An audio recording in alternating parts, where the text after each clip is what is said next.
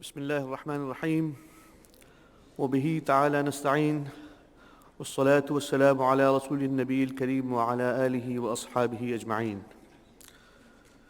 Dignitaries, guests, brothers and sisters, Assalamu alaikum wa rahmatullahi wa barakatuhu. Good morning and a very warm welcome to the 12th IDB Global Forum on Islamic Finance, jointly organized by the Islamic Research and Training Institute and the Enterprise Development Department of the Islamic Development Bank. The forum focuses on empowering youth, entrepreneurship, and access to Islamic finance, which are not only one of the most pressing challenges, but I believe one of the greatest opportunities that we face today. And the focus on these issues is very timely. And therefore we gather here today to discuss these and ways and means of how to promote that. To bless this event, I would firstly request Brother Khalid Saifullah to make a recitation from the verses of the Holy Quran.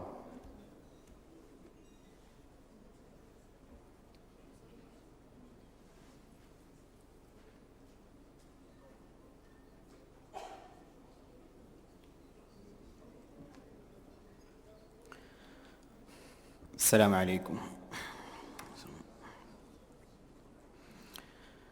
أعوذ بالله من الشيطان الرجيم. إن ربك يعلم أنك تقوم أدنى من ثلثي الليل ونصفه وثلثه وطائفة من الذين معك والله يقدر الليل والنهار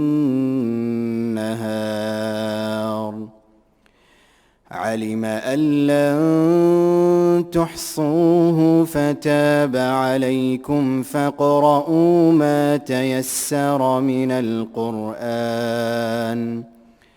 علم أن سيكون منكم مرضى وآخرون يضربون في الأرض يبتغون من فضل الله وآخرون يقاتلون في سبيل الله فاقرؤوا ما تيسر منه وأقيموا الصلاة وآتوا الزكاة وأقرضوا الله قرضا حسنا وما تقدموا لأنفسكم من خير تجدوه عند الله هو خيرا وأعظم أجرا واستغفروا الله إن الله غفور رحيم.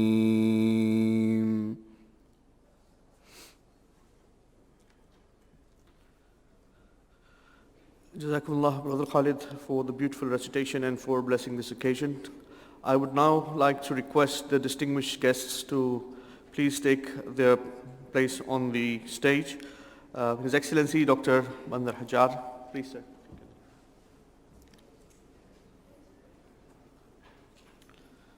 Dr. Azmi Umar and Mr. Majdi Martinez Suleiman.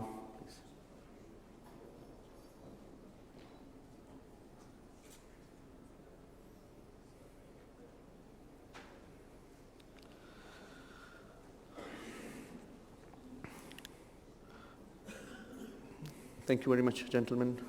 I would like now to request the Director General of the Islamic Research and Training Institute, Professor Muhammad Azmi Umar, for his opening remarks.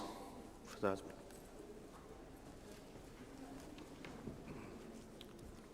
Bismillahirrahmanirrahim. His Excellency Dr. Bandar Hajar, President of the Islamic Development Bank Group, Mr. Majdi Martinez Soliman, the UNDP Assistant Secretary General, distinguished panel members, guest participants, ladies and gentlemen, Assalamu alaikum wa rahmatullahi ta'ala wa barakatuh. On behalf of the organizing joint committee, I wish to welcome all of you to the 12th edition of the IDB Global Forum on Islamic Finance, held in conjunction with the IDB Group annual meeting. This global forum, jointly organized by IRTI and the Enterprise Development Department of the IDB, chooses the theme Empowering Youth, Entrepreneurship, and Access to Islamic Finance as the theme for this year's event. This theme is specifically chosen to share thoughts and good practices on how venture capital, private equity, and innovative financing, such as Sharia-compliant crowdfunding, can be used to support youth entrepreneurship. In this event also, we will also witness the launch of IDB Group UNDP joint report on impact investing with the title Blending Islamic Finance and Impact Investing for the Global Goals. We will also witness a presentation on the findings of the IDB Group World Bank Global Report on Islamic Finance that will be shared towards the later part of this event. So on behalf of the Joint Organizing Committee, let me welcome and thank all of you who have been supportive of this event and ensuring that this event is a success. Wabillahi taufiq wal hidayah. Wassalamu alaikum warahmatullahi ta'ala wabarakatuh. Thank you very much, Professor Azmi, for your opening remarks. I would now like to request His Excellency Dr. Bandar Hajar, the President of the Islamic Development Bank, for his welcome speech.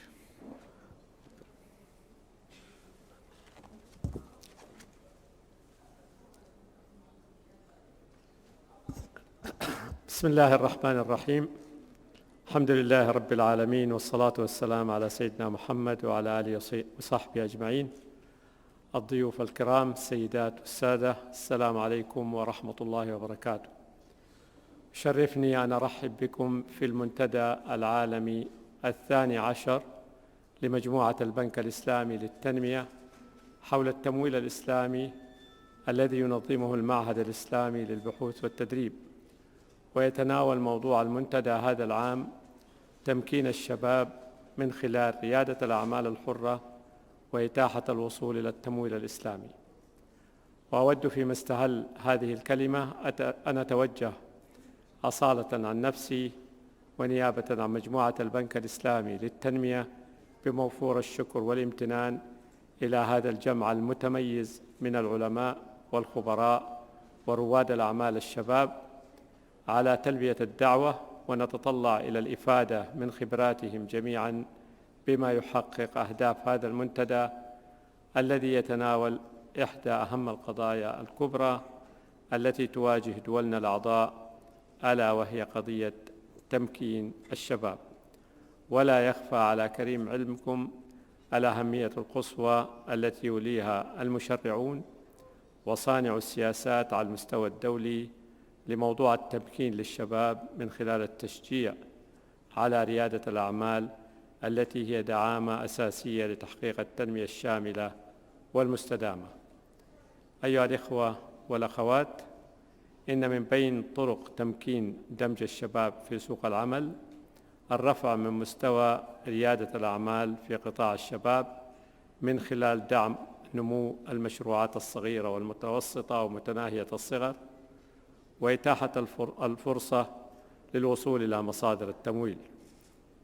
ويواجه رواد الأعمال الشباب تحديات تتعلق بإنشاء وإدارة مؤسسات الأعمال، إضافة إلى المعاناة الدائمة في الحصول على رأس المال اللازم لإطلاق وتأسيس أعمالهم. ولعل الأمر المبشر في هذا السياق هو أنه مع التقدم التقني وتوافر نماذج الأعمال أصبح تأسيس الأعمال الجديدة أقل تكلفة في الآونة الأخيرة. وقد شهدت السنوات الأخيرة اهتماماً كبيراً بتجسيد العلاقة بين التقانة والابتكار المالي والتمويل الإسلامي، حيث يتعين على هذا الأخير الانخراط في الإبداع والابتكار في أسواق المال سريعة التغير. ولم يعد التمويل البديل غريباً عن قطاع التمويل الإسلامي، فالأسهم الخاصة ورأس المال المغامر والتمويل الإسلامي الجماهيري crowd funding كلها أصبحت أدوات تمويلية جذابة تضاف إلى تمويلات البنوك أو غيرها من المصادر. كما أنه يمكن في إطار استخدام شراكات التقانة المالية في التمويل الإسلامي تطوير نموذج فعال للتقانة والابتكار من خلال الإرشاد والدعم الحكومي وزيادة أعداد شركات الرواد والشركات في أطوار الإنشاء ستارت أبس، مع الحرص على آليات الرقابة والحوكمة الرشيدة. من هذا المنطلق أعد المعهد الإسلامي للبحوث والتدريب وبرنامج الأمم المتحدة الإنمائي تقريراً مشتركاً حول دمج التمويل الإسلامي والاستثمار بالغ الأثر لتحقيق التنمية المستدامة.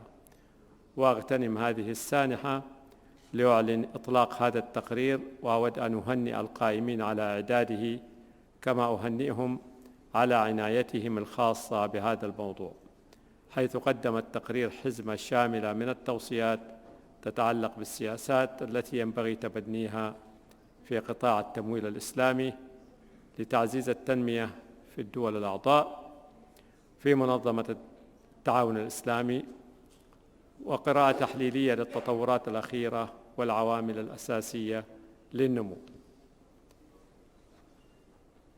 في التمويل الإسلامي، محدداً أوجه التشابه بينه وبين الاستثمار بالغ الأثر.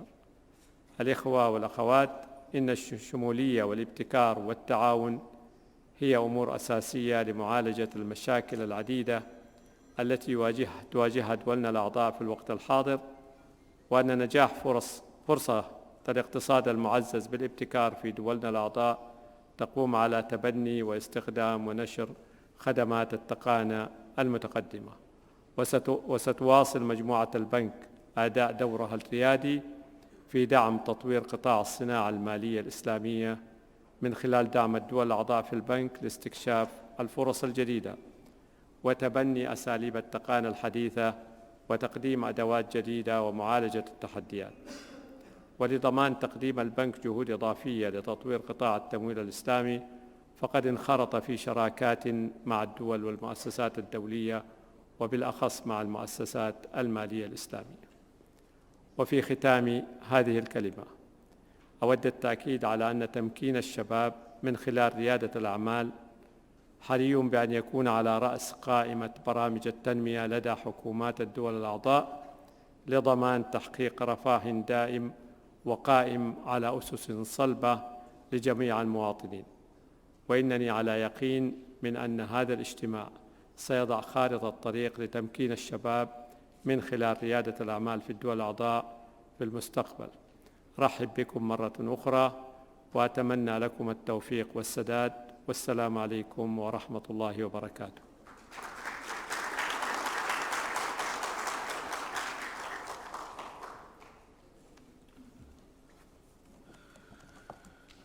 Thank you very much, Your Excellency, for your kind remarks and for your encouragement.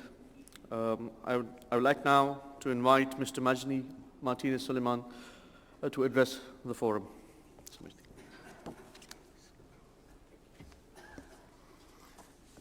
Good morning, ladies and gentlemen. President of the Islamic Development Bank, Your Excellency Dr. Bandar Hajar, Director General, Professor Dr. Mohammed Azmi Omar, Excellencies, colleagues and friends, I'm very honored to speak at the 12th IDB Global Forum, Empowering Youth, Entrepreneurship and Access to Islamic Finance. This is the perfect occasion to announce our joint publication, I for Impact, Blending Islamic Finance and Impact Investing for the Global Goals.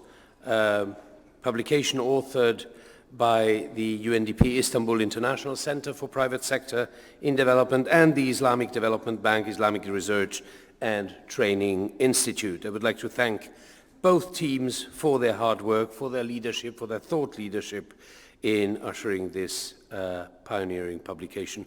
With the SDGs, the world has set an unprecedented agenda to solve the world's toughest problems. A significant increase in international and domestic public and private finance will be required to meet the international goals. In 2015, the third international conference on financing for development convened in Addis Ababa, Ethiopia, to answer a question on how to ensure that adequate resources are available to reach the SDGs, arrived at the conclusion that it isn't an easy question, but for starters, the money we control, the International Development Assistance or ODA, will simply not be enough. New approaches and new partnerships between different actors and sources of capital will be required if we are to achieve these goals. The UNCTAD World Investment Report notes that the total investment needed to achieve the SDGs in developing countries alone could be around $4 trillion per year, which leaves about 2.5 trillion annual shortfall. The gap equals to nearly 20 times last year's official international aid flows. So how do we address these financing gaps? Over the last several years, we have seen the growth of various forms of new financial mechanisms, both in terms of their market size, their operations, and the way they serve those in developing countries. Take the crowdfunding market, for example, which World Bank study shows that it is expected to grow to about $100 billion by 2025. Impact investment is growing fast already. The 2015 Global Impact Investing Networks and JP Morgan Annual Investment Report show that more than 100 investors, institutions, foundations, individuals are managing over $60 billion in impact investments. Leveraging private investment for social outcomes is a market that some calculate is likely to grow to $3 trillion in the coming years. Consider also that as more socially conscious generations of investors and entrepreneurs, the millennials, come onto the market, we expect that impact-driven businesses are projected to expand significantly. Let me give you a few examples. Walmart and the US Department of Defense are some of today's largest investors in renewable energy infrastructure for electricity services. Asia and Africa are turning to smart agriculture. Consumers are trying to do the right thing if regulators, tax authorities, and subsidy owners let them do so. The ability of many governments around the world to mobilize funding from some of these new mechanisms, including impact investment, remains limited, even though arguably there has never been a more pressing need to do so given the fiscal crisis that many are dealing with and the potential rolling back of many essential services. The impact investment mechanisms can help leverage public funding to mobilize various sources of investment for public policy, social services, and SDGs, while at the same time realigning interests of various partners and creating new investment opportunities. UNDP and the Islamic Development Bank established the Global Islamic Finance and Impact Investing Platform in 2016 to position Islamic finance impact investing as one of the leading enablers of SDG implementation around the world through private sector engagement. As a foundation of the platform, we are launching this report to declare our joint vision on advancing the role of Islamic finance and impact investment in financing and advancing the SDGs. The platform has a three-pillar strategy. Under the first pillar, conceptualization and capacity building, the platform will map and assess the actors and products in this area for its effective participation in the SDGs. Through the second pillar, advocacy and inter-industry collaboration, the platform aims to raise awareness about the potential of Islamic impact investing and cooperation among the industries, develop the network attracting investors, impact enterprises and projects. And both these components will serve the last and most critical pillar of the strategy, deal sourcing and matchmaking. The platform aims to bring Islamic impact investors and public or private funds closer to the screened Sharia-compliant investment opportunities by existing inclusive businesses, startups, impact-creating businesses, and projects under deal sourcing. In this regard, we would like to extend our invitation to all of you, members of the IDB group and other stakeholders, to come and join the platform network to take your next step towards SDGs' effective implementation. Let my last words be of thanks to the Islamic Research and Training Center and its leader, and of course to the Islamic Development Bank and its president. Thank you very much.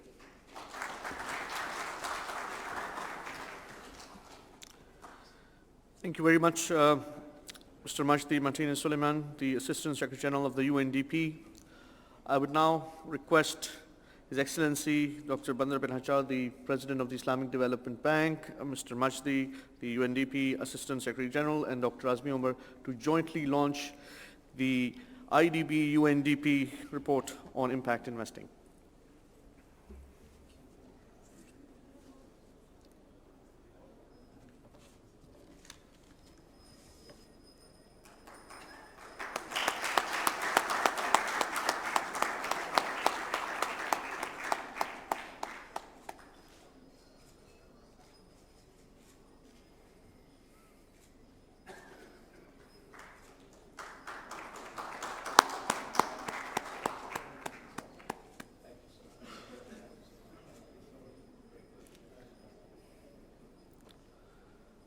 Please note that copies of the report will be made available to members of the audience.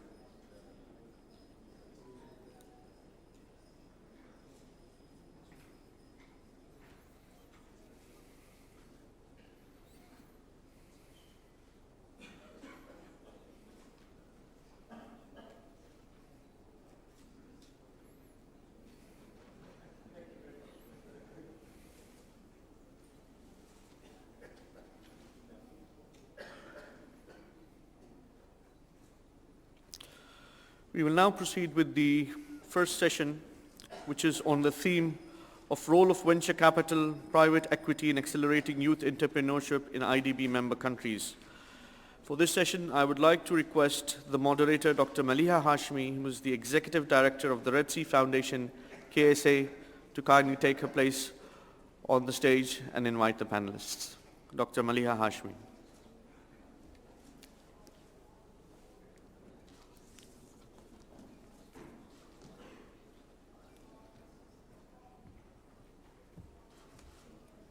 Bismillah ar-Rahman ar-Rahim. Assalamu alaikum wa rahmatullahi wa barakatuh. I hope everyone's doing well today. I'm very excited to be here today, specifically because this is about youth empowerment, a subject very close to my heart. And I'm especially excited to see that there's a 13-year-old little boy here today, taking the day out from school to especially see this occasion. And I find that to be very, very heartwarming to see that there's youth and we invest in the future now. And building the youth empowerment is something that's so important, and for youth to be involved from an early stage is what's necessary for the success towards the future. And in terms of the panelists, we have a very nice panel today. I'll start off with our keynote speaker, Mr. Jahanzeb Burana, and he is an MBA from Harvard Business School, and he used to work before in Singapore and Malaysia, and he's a key strategist at IDB. Our next speaker today is Mr. Mr. Mohammed Hadi Majai, very well known to our IDB friends. And he is the Director of Enterprise Development Department at IDB. Before that, he was the Director of IDB Investments Department. He joined IDB at a very young age in 1998, and he held several positions at IDB before taking leave to join an investment bank. He holds a master's degree in development studies from the School of Oriental and African Studies from London, and an MBA from France, and he also completed a development course in IDB, the London Business School, and of course, a course on private equity at Harvard Business School. Welcome. Thank you. Our next speaker is Mr. Riyad Bokhris, and he's the founder and CEO of Blue Mina Group with 20 years of experience in customer service excellence and with acceleration across many sectors, including banking, government, healthcare, insurance, as well as 16 years of strategic partnerships with Dedicon and Mina. And he's a visionary entrepreneur, and he's advanced in the field of customer service. He holds a master's degree in computer science and went to the school in INSEAD in France. And finally, we have Mr. Benoit Grossman, and he joined the IDB partners in 2002 and was appointed the board member in 2003. He's worked for several venture capital funds, and he worked with many departments and systems in NASA and Thomas C.S. Opticom, and he got his PhD in physics and MBA from the Institute of Politics in Paris. Welcome. Our first keynote speaker, we'll start off with Mr. Jahanse Brana on empowering youth.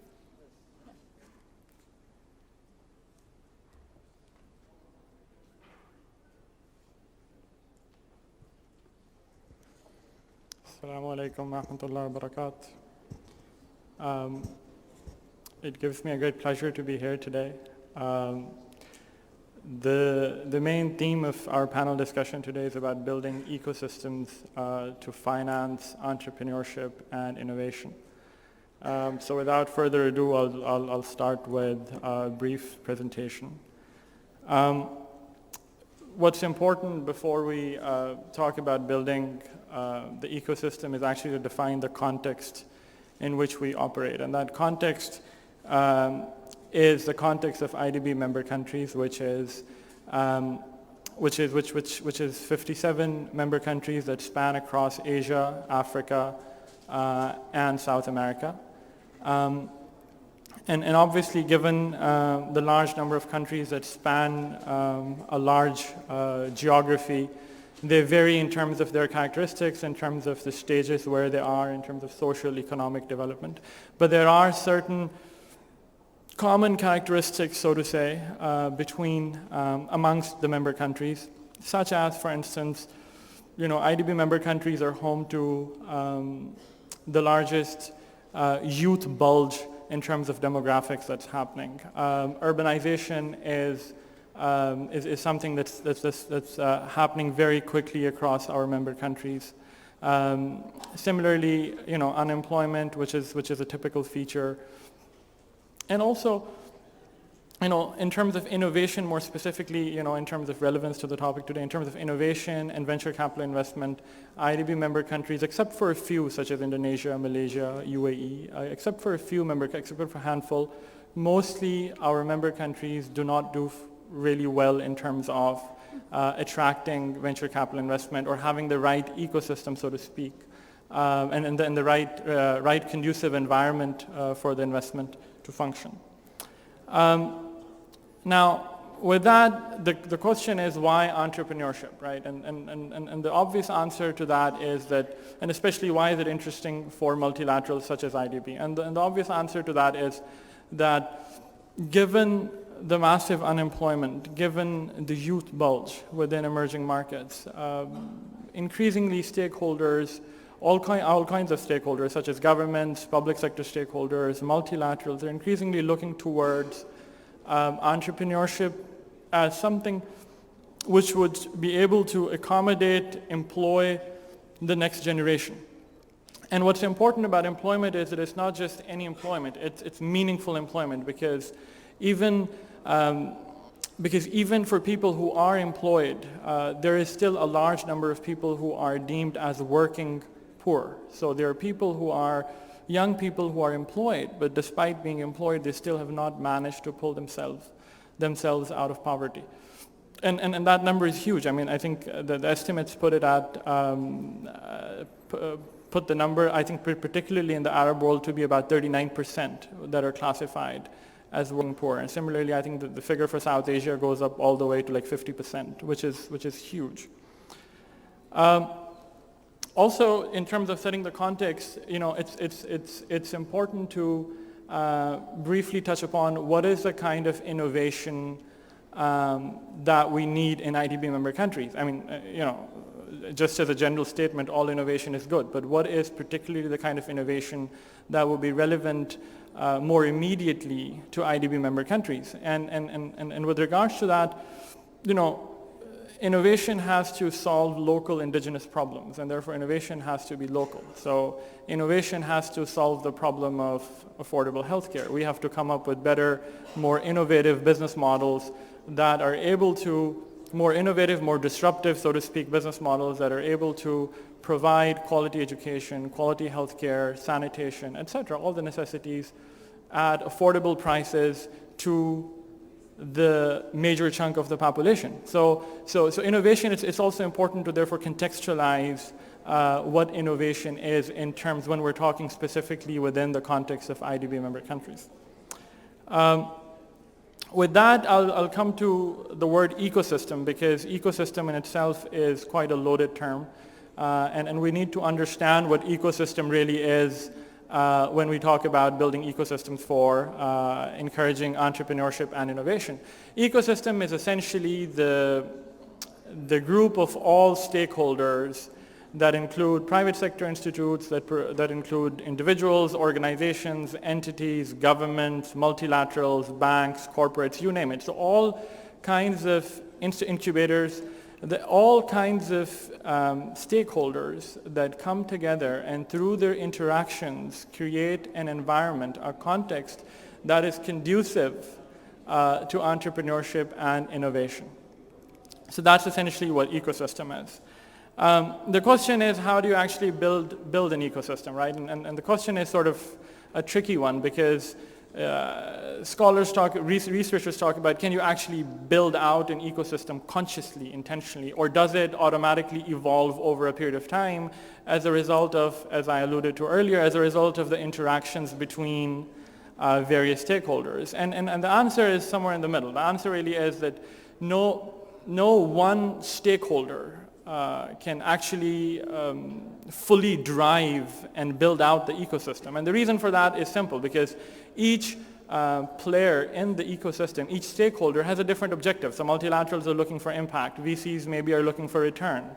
Entrepreneurs are looking to build out their businesses. So there are various different objectives that each stakeholder in the ecosystem has, and therefore it's not really possible for any one stakeholder to consciously drive and build out the whole process. But what can happen is that one or two stakeholders can catalyze, can function as catalysts, then can speed up the process of development of the ecosystem.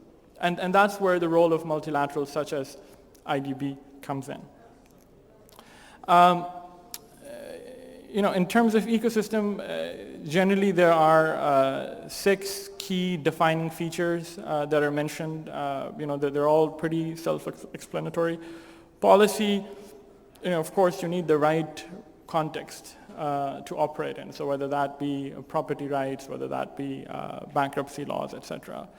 Finance, which is a big one, which is going to be one of the main subjects of today's panel discussion as well. Access to capital is, of course, the lifeline for building out solid businesses.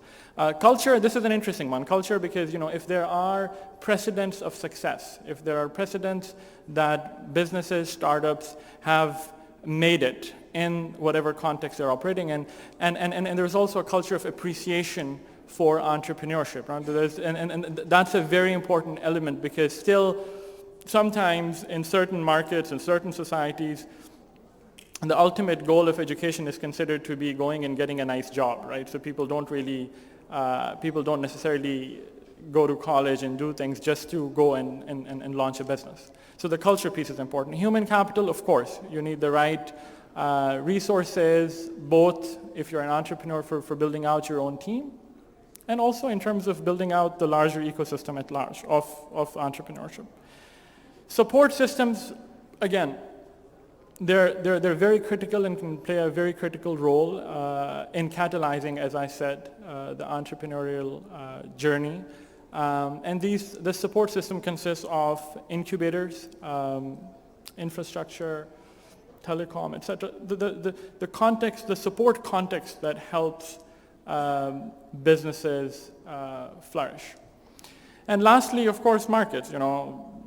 Businesses need to have markets. They need to have access to markets. There need to be distribution channels, etc. So with all of that, I'll just come finally to IDB's role and where does IDB fit into this scenario. So IDB is actually really adding value at all fronts in all of the 6 features that I talked about. So we are actively engaged in microfinance, for instance, in our member countries, where we set up a fund of funds investment function a while back, and we've been able to grow that into over $500 million business in just a span of a few years. IDB is also thinking through advisory services that we could do in terms of PPP advisory, helping governments have the right infrastructure, etc. In terms of celebrating the youth, IDB's dedication to that can be witnessed by the fact that the whole theme of this annual meeting is dedicated to youth. IDB recognizes, brings forth young people from its member countries, awards them, gives them prizes, gives scholarships. So IDB is adding really a value in terms of the 6 features that I talked about of the ecosystem. IDB is really adding a value in each of them in its own way. With that, I'll just conclude. IDB looks forward to continuing its efforts, continuing to work with all kinds of stakeholders, public, private, large, small, to further the cause of development across its member countries. Thank you.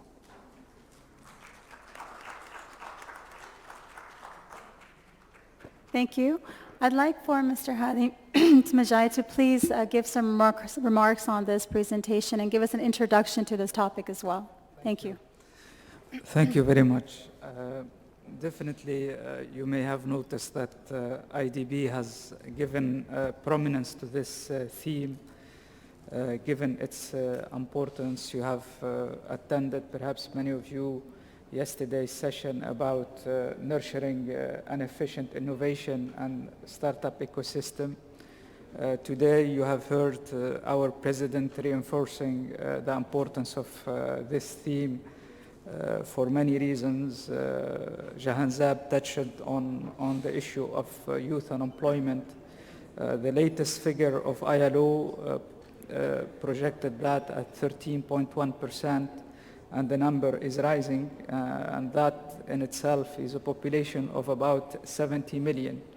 And what is saddening is really out of those 70 million, 60 million are in less developed countries, and basically what constitutes the majority of our membership as a multilateral institution. Similarly, the Director General of IRTI, he touched on impact investing and innovation.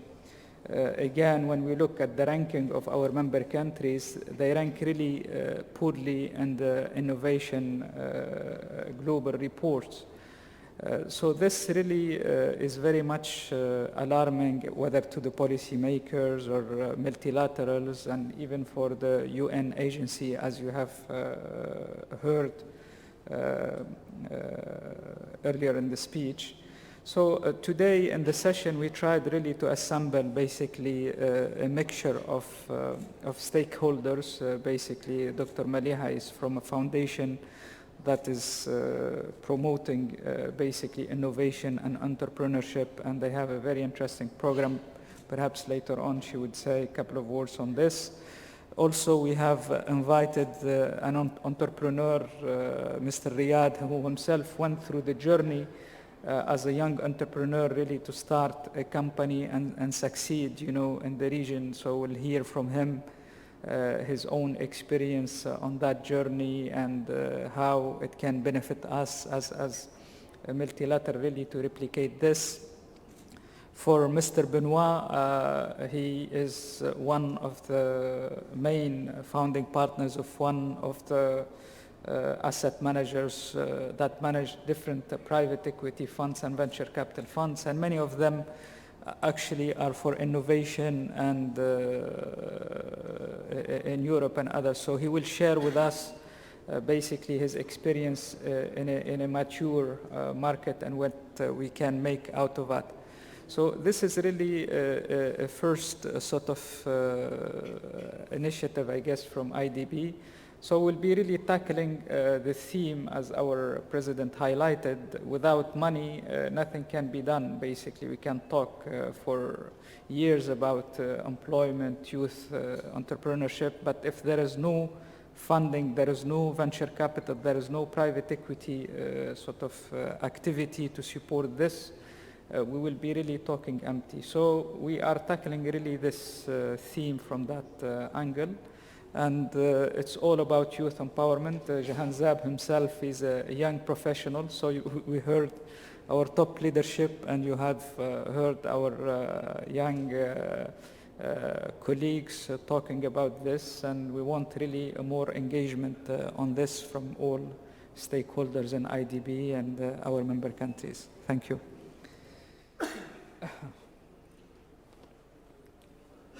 Good morning. So my name is Benoit Grossman, and I am the managing partner of IDB Ventures Partner, which is a venture capital firm based in Paris. So we are investing all across Europe, ranging from Southern Europe, Spain, up to the Nordics, countries like Finland or Denmark. As of today, we are managing something like $9 billion, and we are investing in different strategies, ranging from investment in the digital space, investment in the healthcare sector, as well as investment in clean tech technology. And among these three areas of expertise, digital investment represents approximately 80% of our investment. And in the digital space, for us, digital space include all tech investment, ranging from artificial intelligence, big data, digital media, as well as Internet of Things. And our job as a venture capitalist is to finance entrepreneurs, meaning that we provide money to the entrepreneur from inception of the company up to the exit of the company. And it can take a long time. It can take something like 10 years when you create a company until the exit. So an exit for a financial investor can be like a trade sale or an IPO. And I will give you some example of exit that we did in the past years. And what strikes me, I've been in the venture capital business for the past 25 years, and that I've noticed, especially like during the last 5 years, that the entrepreneurs are getting younger and younger. It's because also maybe I'm getting older and older year after year, but also entrepreneurs are smarter and smarter. And also the ecosystem, like all over the world, and especially like in Europe and in France today, because this is our ecosystem I know the most, is definitely improving. So ecosystem, what does it mean, ecosystem? As was said before, to get an ecosystem, you need to get some entrepreneurs, you need to get some serial entrepreneurs. So a serial entrepreneur is a person who did create a company for the second time or third time. And when you create a company for the third or third time, you are much more efficient. Also, you need to have some investor. We invest like in the early stage until later stage of the company. You need to have local support from a public authority, and you need to have some lawyer and so on. And for me, especially what is true like in digital investment, for me digital investment is a real opportunity for young people all over the world, because when you create a company in the digital space, it's not very capital intensive. To create a company, it just as a startup, it just requires like a few €100,000 or dollars, whatever. And if the company is working good, then you can raise money, million, 5, 10 million. So you don't need to have like 10 to 20 million just to start a company. And for me, the key was very important when you create a company is to have a good entrepreneur. So it's very basic to say you need to have good entrepreneur. But when we do invest in a company, our first criteria is to invest on the team. It's a criteria number one. And what's good also with the digital investment is you can create your company all over the world, with all the telecommunication technology. You can create your company everywhere. So what's key is to get like a good education. You need to have some good engineer, especially like in the computer science sector. People who can create a company like in the middle of nowhere. You don't need to be located like in big cities, in big country. So it's really important. And like in a country, what's really important is to get some example of company who were successful. For example, 10 years ago, we founded a company in France called Criteo. At that time, it was like a 3 founders company, 3 people in the company. And we IPO'd this company in the Nasdaq 3 years ago. Now the company has 3,000 people in the company, making revenue in excess of €2 billion per year. And what's good, when the company was created, all the entrepreneurs in France wanted to meet Jean-Baptiste Rudel, who is the founder of the company, because he's such a good example in the country. So to have a country with a strong entrepreneurship mind, if you have some good example of successful entrepreneur, then it creates like a lot of momentum, and all the young people wants to look like the founder. For example, in the US, it's a case of Mark Zuckerberg, the founder of Facebook. Everybody, all the young people in the world, when they are started a company, they just want to be like Facebook. And so for me, digital industry is key. It's for young people to be successful. And as an example, I was invited last month to be a speaker in a conference in Tunis, where I explained that because in the case of Tunisia, they have very, very strong education, especially like in the computer science. It's really a good opportunity for a country like Tunisia, or also where I went in Morocco quite a few times, because they have a strong capability to get some good engineer. And once you get the good engineer, all the investment related to technology or internet investment, you need to have some good engineer. So for me, the key is to get some focus on education. Of course, kind of obvious what I'm saying, but when you get people right educated, and if you get the right public support behind it, it can make some good results. So for me, once again, digital investment is a really opportunity for all the young people all over the world. You don't need to be located in Silicon Valley. So of course, sometimes it may look easier to start a company in the Silicon Valley because you get all the venture or the big firm around this area, but you don't need to be there. So it's a an opportunity for everybody in the world, of course, including all the member states of IDB. Thank you. Just a quick question. Would you believe, as someone who's a global private equity player, do you believe there's an appetite for IDB member countries to be involved? Definitely. As I was saying, what's key is not a question of country, it's a question of finding the right entrepreneur, having the right skill, and especially, like, once again, in digital investment, the right skill requires to have some, most of the time, computer science skill. So once you have the good education, you get the right people will do invest whatever the country, as long as the people are good quality, they are young, they want to be successful, and yes, definitely. Right, great. So, Mr. Riyad, you heard, Mr. Hadi pointed out, that despite the challenges, there's an opportunity that exists. What's your take on first mover entrepreneurs in the region? Assalamu alaikum, everyone. Basically, maybe I'll give you a little introduction about what I have been doing.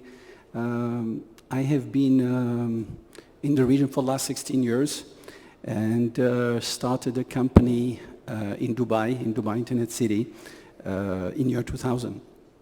And that company was a software company, and still actually a software company. And before that, for 12 years, I was an executive. I was working for Alcatel. So this is where I learned basically the ABC of what I did all my professional life. And 8 years ago, I started something very new, which was very transformative for me. I became an entrepreneur. And what is interesting, and I want to share that experience with you today, is that I didn't realize that I was becoming an entrepreneur. Today, I can rationalize that. I can explain it even, and I do that too often with my friends and the people I meet. But it's something that happened and something that started by something that bothers me. We hear all day long that entrepreneurs should do what they love. I do love what I'm doing today, but it didn't start because I loved it. It started because there is something that I could not stand anymore. So it was more a reaction than pursuing, a dream or something I like. When I was, before I started working and all that, I wanted to be a musician. I love music. So if I followed what I love, I would be maybe a musician and most probably broke as well. There's big chance for that. So what I wanted to share, what I want to share with you today is that there is a need, obviously, of mastering the core things, to run a business and to build a business. And it is true that working for large companies is certainly a good place to acquire that. But that said, I also know that it can be quite a trap because it's always about being under a roof, with the level of security that basically limit what a person can do. So from that point of view, when I started in the region, the first thing was to build the competencies of the company. And for that, I needed to bring people from abroad, mostly from Europe and the US. And very quickly, we trained talent, over here. And today, I would say that all the company is with local talents. So this is, I would say, the first obstacle that is always there when we are in cutting-edge, topics. Our company today uses resources in the US when it comes to data science, machine learning. But we are training our talent, and I'm pretty sure that within 3 to 5 years, we will be completely autonomous. The other challenge is capital. And I would say this is maybe the most important obstacle.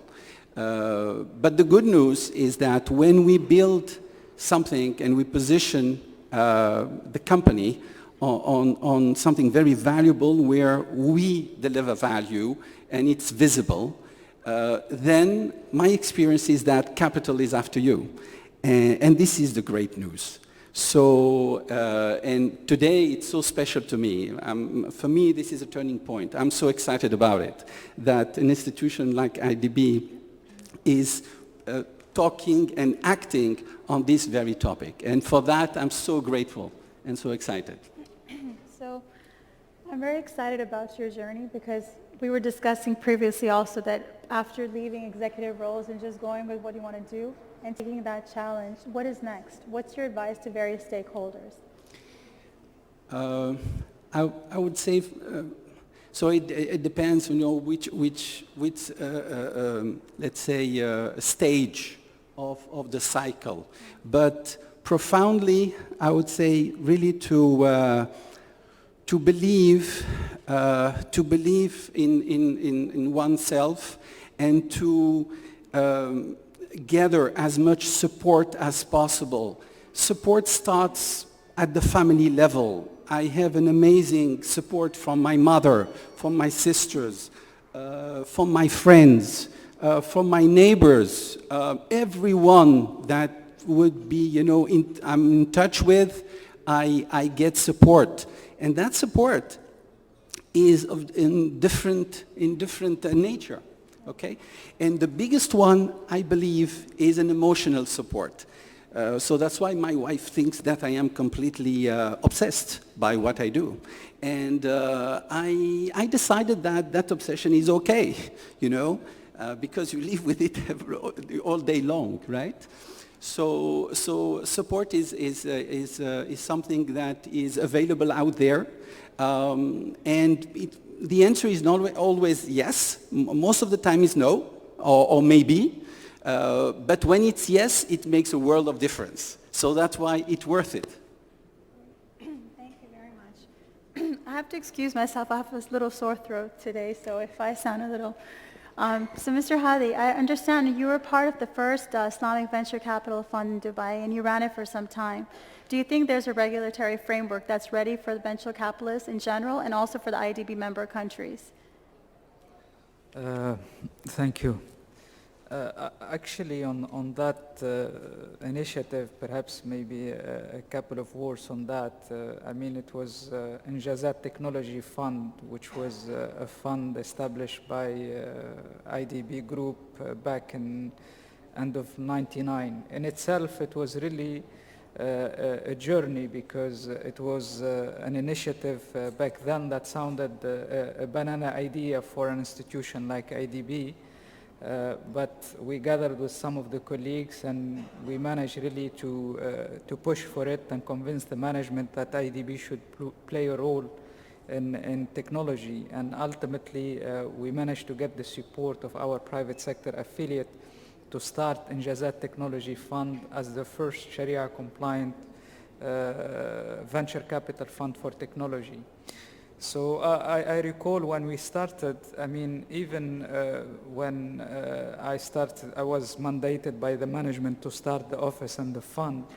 When I engaged with the Dubai Internet City and Media City, they didn't know how to deal with it because at that time there was no regulation to manage, to basically license a fund. So I remember very well that I ended up writing basically what should be put in the Dubai Media City license. And actually, whatever we have written there, it posed an issue a couple of years later because it's like an asset management / investment bank licensed in Media City. So this just to tell you the journey of really that there was no readiness at that time in terms of really even starting up a fund. Since then, many things has happened in terms of improvement of the regulation, especially in countries like the UAE, and yesterday we have heard from one of the speakers all the achievements that have happened in that space. Also in Egypt, quite an interesting journey in Jordan as well, in Tunisia, and now we see a tremendous interest and push in Saudi Arabia also. But what I can really summarize, it was very much a challenging experience in terms of fundraising itself, because we felt that at that time, and even now to some extent, the minute you talk about innovation and technology, there is a psychological barrier. People, they don't really relate to it because they think that technology carries a much higher risk. And this in itself poses really a challenge for those who want really to raise venture capital funds for especially themes related to technology and innovation. Although there is an improvement, I mean, we see some government funding to come and to support these type of initiatives, either through funds or incubators. The second challenge is related really to the debt financing part of it, because even when you identify deal flow and you have sort of identified companies in which you invest, you cannot and definitely keep on pumping equity in the company. So you need really to have some working capital, you need to have some debt finance and so on. So this really remains still a major challenge, I think, in most of our member countries, because many of this, actually the startup nature of these companies disqualify them from the conventional and modes of financing basically that are available there in the bank. And the third challenge perhaps that I would highlight, out of the few companies in which we have invested in Injazat, few of them were through a trade sale. We invested back then in a company called Ducont. For those who know Dubai, one of the buildings you would see the name, that was one of the portfolio company. Ultimately it was sold to a bigger company called Zilog, another company called Docman. Ultimately it was sold to Infoforce and bought by Aramex. So it was very much through a trade sale. But when you come to the IPO market, it's still in its infancy, although there were a couple of IPOs of technology companies in countries like Egypt and Jordan. I think we need perhaps a bit more. So in a nutshell, really, there are quite few challenges, but again, I mean, it's not impossible. You know, looking back from 2000 till now, I can see the number of technology venture capital or private equity funds that were established in the region. Also, another very encouraging trend is the number of incubators that were established basically in many of our member countries. That's also another encouraging factor. Also, different government programs that are geared towards youth entrepreneurship and technology, which is really an encouraging factor as well to encourage maybe some larger private equity players to come to the region and see how they can partner with this type of initiatives to basically benefit maybe from their early experience in more mature markets.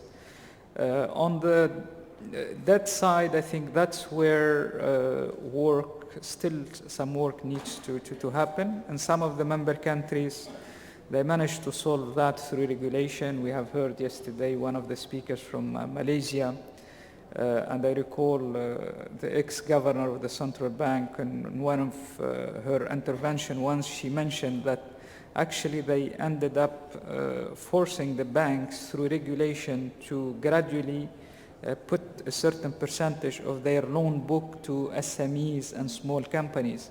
And this really, it had a tremendous impact in really helping SMEs get access to debt. So why not perhaps include a fractional of percentage towards companies that have technology or innovation in there. So this will really, with time, help the sector on the debt side.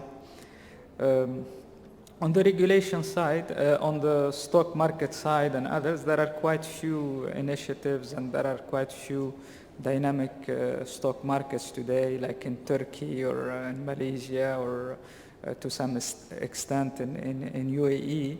And we anticipate perhaps more activity in this area and also perhaps explore some cross-listing with other regional stock markets or international ones.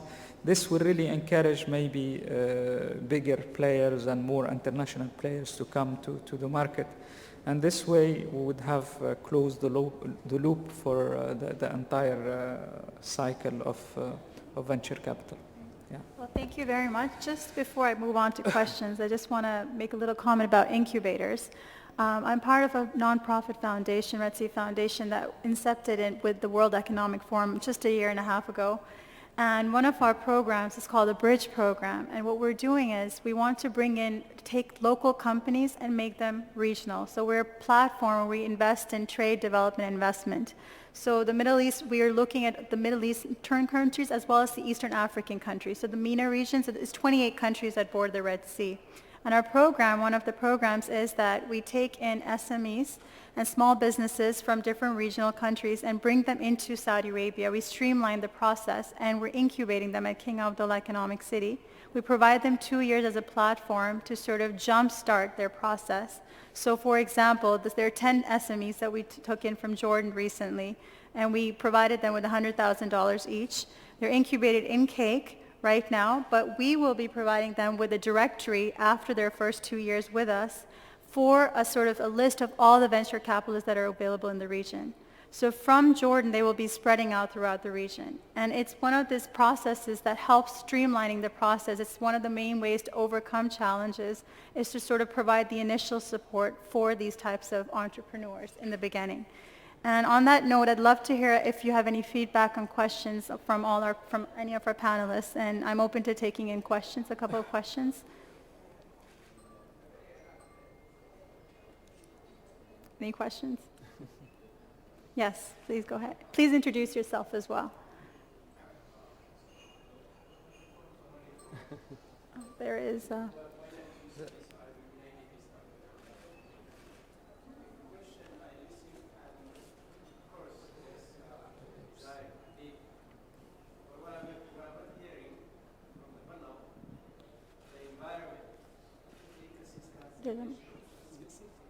there's a microphone. You can take the microphone. Specifically, this comes down to the specifics in the environment, that should support what we are talking here. And what I really interest to hear from the panel, their experiences. I think one of them shared it with us. But the obstacles he face, that maybe is the one thing that will definitely enhance and encourage people to see. So what is in the ground? That's my question. So what are the obstacles that they face through their process? That is, especially, it's every environment. I'm not expecting 58 countries. Right. We don't have experience for those, but we have some highlights or some specific experiences. Absolutely. So this is my basic question. I mean, in terms of the program and the Mr. Benoit and Mr. Riyad, if both of you can answer this, it's through your journeys. Yes. Once again, the quality of the ecosystem is key for entrepreneurship in general. And ecosystem range from the quality of entrepreneur. You need to have some investor. You need to get some lawyers specialized like in private equity. And also you need to have some support from the public authority to make the entrepreneurship feasible. So ecosystem is quite large. And once again, what you need also is to have some entrepreneurs, some serial entrepreneur. Once again, when an entrepreneur starts a company for the first time, when he starts a company for the second time, he's much smarter than the first time. And it really makes a difference in the entrepreneurship today as compared as yesterday is now you get some serial entrepreneur. And also all the public entities all over the world did realize that the job creation will not be achieved like in big corporation. It will be achieved with small company. So I guess all over the world public entities want to push entrepreneurship to make it to make job creation possible. So. Thank you. Okay. So my personal experience is that the key thing for an entrepreneur, for a startup, for a small company is to access the clients. This is really the key thing. Now, how difficult it is depends on the practices and the culture. It's about the culture. at the end of the day. I faced a lot of resistance. It was difficult the first days to get the first client, to have what we call a reference. You know, anyone who is in sales here would know that if you go to present something, you go and present yourself and say, you know what, I can help you with this, and you are competent and you have what it takes. The first question will be, have you done it somewhere? Can you tell me how it was? And I would like to have this reference.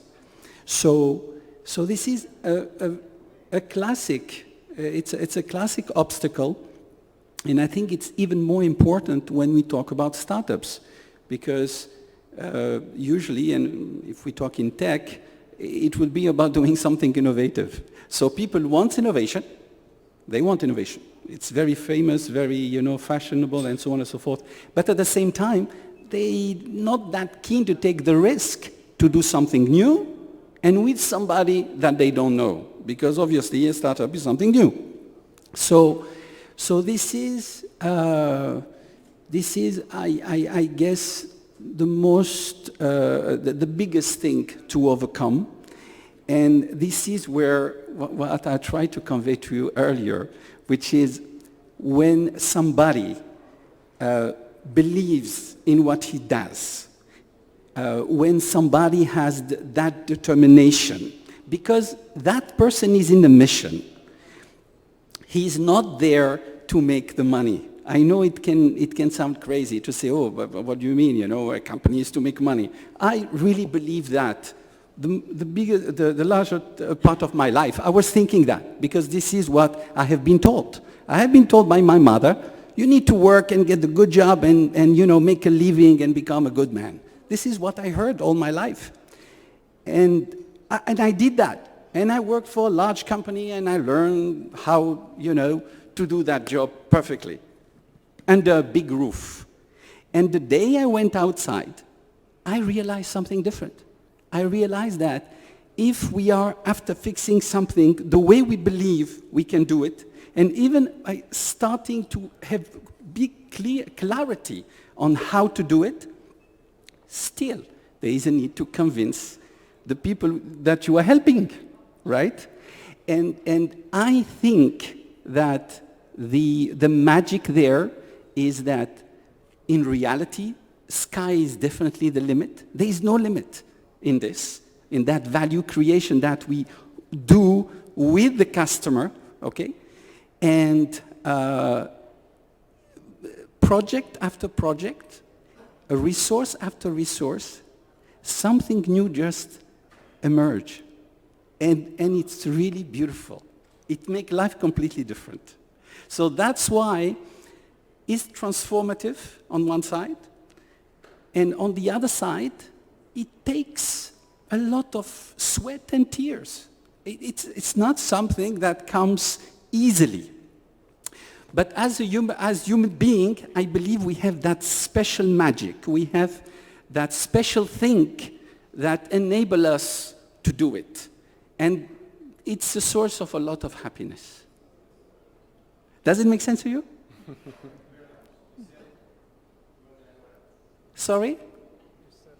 He said you... Yeah?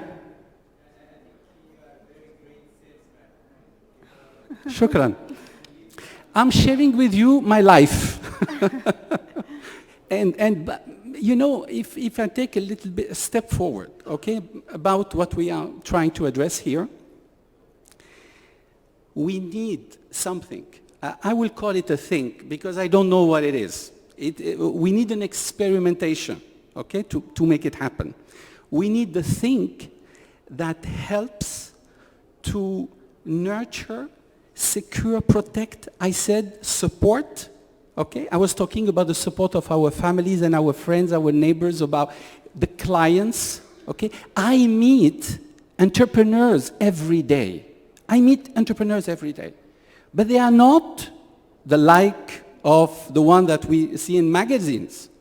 They are actually people who are working for large corporations. They are working for government. I meet them because they are my client. And we team up because we bet on each other. We say, you know what, we're going to try this. It makes sense. From both sides, we are taking a risk. You see what I mean? Because the person, that executive, is signing a piece of paper for that project that might not work. You understand what I mean, right? But when it works, it's transformative.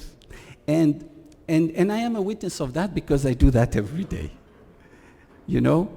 And now, what happens for one company somewhere is not that relevant if we cannot translate it into a sort of platform, something that will help people who decide, who are inspired, like, you know what, yeah, there is that issue that I would love to tackle, or it bothers me, because this is my experience. It's not I love, it's like I cannot stand it, you know? So if I can connect somewhere and I get like basic resources, if I can get support, if I can get access after a cycle, I can get access to some money to try, to put the MVP together, connect with a corporation, a customer, small or medium or large, that is keen to do it. And there is a sort of mechanism, there is a win for that very corporation because they are part of that program. We change everything. That's beautiful. Beautifully said. Thank you so much. Thank you. Any other questions? Yes, please. Go ahead. Can you give him the microphone? Okay, assalamu alaikum. First of all, I'm an IDB also. My question actually, I don't know, the topic here is about youth employment or empowering the kids, the boys or the girls or whoever actually had, unemployed. I think my question is, first of all, as Brother Majali has already said, we have like 13% unemployment in the region. And first of all, as I said, if you really want actually to create these small companies or startups, or first of all, I think the first issue is where is the funds coming from? And the second thing, where can we find these people? There are hundreds of people, probably, or thousands or millions of people who are unemployed in the region. They have no access to funding because, first of all, they do not know where to go. And the other thing, as I said, even if we are IDB, say, and we would like to help these people and to create opportunities, how can we get to these people? How can we reach them? I think the structure of the bank right now is not, there is no avenue that we can reach them. This is one thing. The other thing, I think the issue of a startup and creating jobs, and I think this is also issue has to be, I think, questioned. I mean, I heard it many times, and in many forums, people say, okay, small businesses create jobs. That is true, but it's maybe for few, not for the people. Maybe for the city people, not for the, rural peoples. So, I mean, I think the question itself has to be, I think, readdressed or actually asked again. Because there are millions of people who are not in the city, that are also in the rural areas and stuff, unemployed, and they have no access to this financing, as they do not know whether there is IDB or World Bank and all these kind of things. Okay, thank you. Sure. I'd like for you to tackle this one. Thank you. It's a very interesting couple of questions. In terms of where to find the people, I mean, I'm sure you have heard the word ecosystem keeps on coming in the session yesterday, today. And for this really to work, we need really to look at it from that perspective. So when we talk about ecosystem, we talk about multiple stakeholders who are involved or should be involved in this. Among these stakeholders, we have universities. Universities and schools are, I would say, a very interesting environment to identify entrepreneurs and people who are willing really to take that risk. And I personally believe that should be really a major focus, and even to go even as early as secondary schools. Benoit earlier highlighted that the trend today to see the entrepreneurs younger and younger and smarter. So, and because at those ages, whether school or universities, we are not loaded by many responsibilities that really will slow a person, as Riyadh have highlighted sometimes when you are sort of working as a professional or executive. The salary is like morphine, you know, you have so many ideas and this and that, and then the salary comes towards the end of the month, and then you are quiet for another month and so on, and life goes on, and then perhaps you could have done many things. So it's very much important to focus on that segment of really identifying entrepreneurs and coaching and helping them. To that related, the incubators. Today there are different incubators and different sort of regions with different focus, and Dr. Maliha mentioned about one of those examples here in Saudi Arabia, where you have either government or some of the private sector as part of their social responsibility. They are willing to put a bit of money, and $100,000 may sound as a small figure, but it can really change really the life of an entrepreneur, really, especially to start and so on, and especially when the program includes also coaching on many other aspects, because you could be an entrepreneur, a good engineer or whatever, you have a great idea, but you don't know how to put together sort of financial of a company, you don't know how to apply for a loan, you don't know how to approach investors, or even how to recruit or to manage. So all of this really creates a very good opportunity for entrepreneurs to be put on track, really, to increase their chances of success. In terms of how really to perhaps go even more grassroots for remote areas and people perhaps who do not have the same chances because they don't live in the big cities or where things are happening. Today, I mean, mobile phones are almost everywhere, you know, in villages and others. And many of the incubators actually started to run like competition and business plan context and so on that are highly publicized. And so this really offers a window for this. But also, I think maybe a role would be to work with certain NGOs who are really very much present in these remote areas, and really try to promote this type of activity. So really, as I said, I again stress the word ecosystem, because this really, it has to have multiple players, you know, whether governments, whether private, whether even individuals and others. So for this to work. Thanks. Thank you. Just a little comment about rural areas, targeting them. A small example I just want to give you is that the port, that we have King Abdullah Port, and the port control room is run by women. And they're women from the Rabe village that we seeked out, 2 or 3 of them, and we trained them. And we felt that because of their sort of work, their marriage life, they were very, very efficient. Everything had to be on time.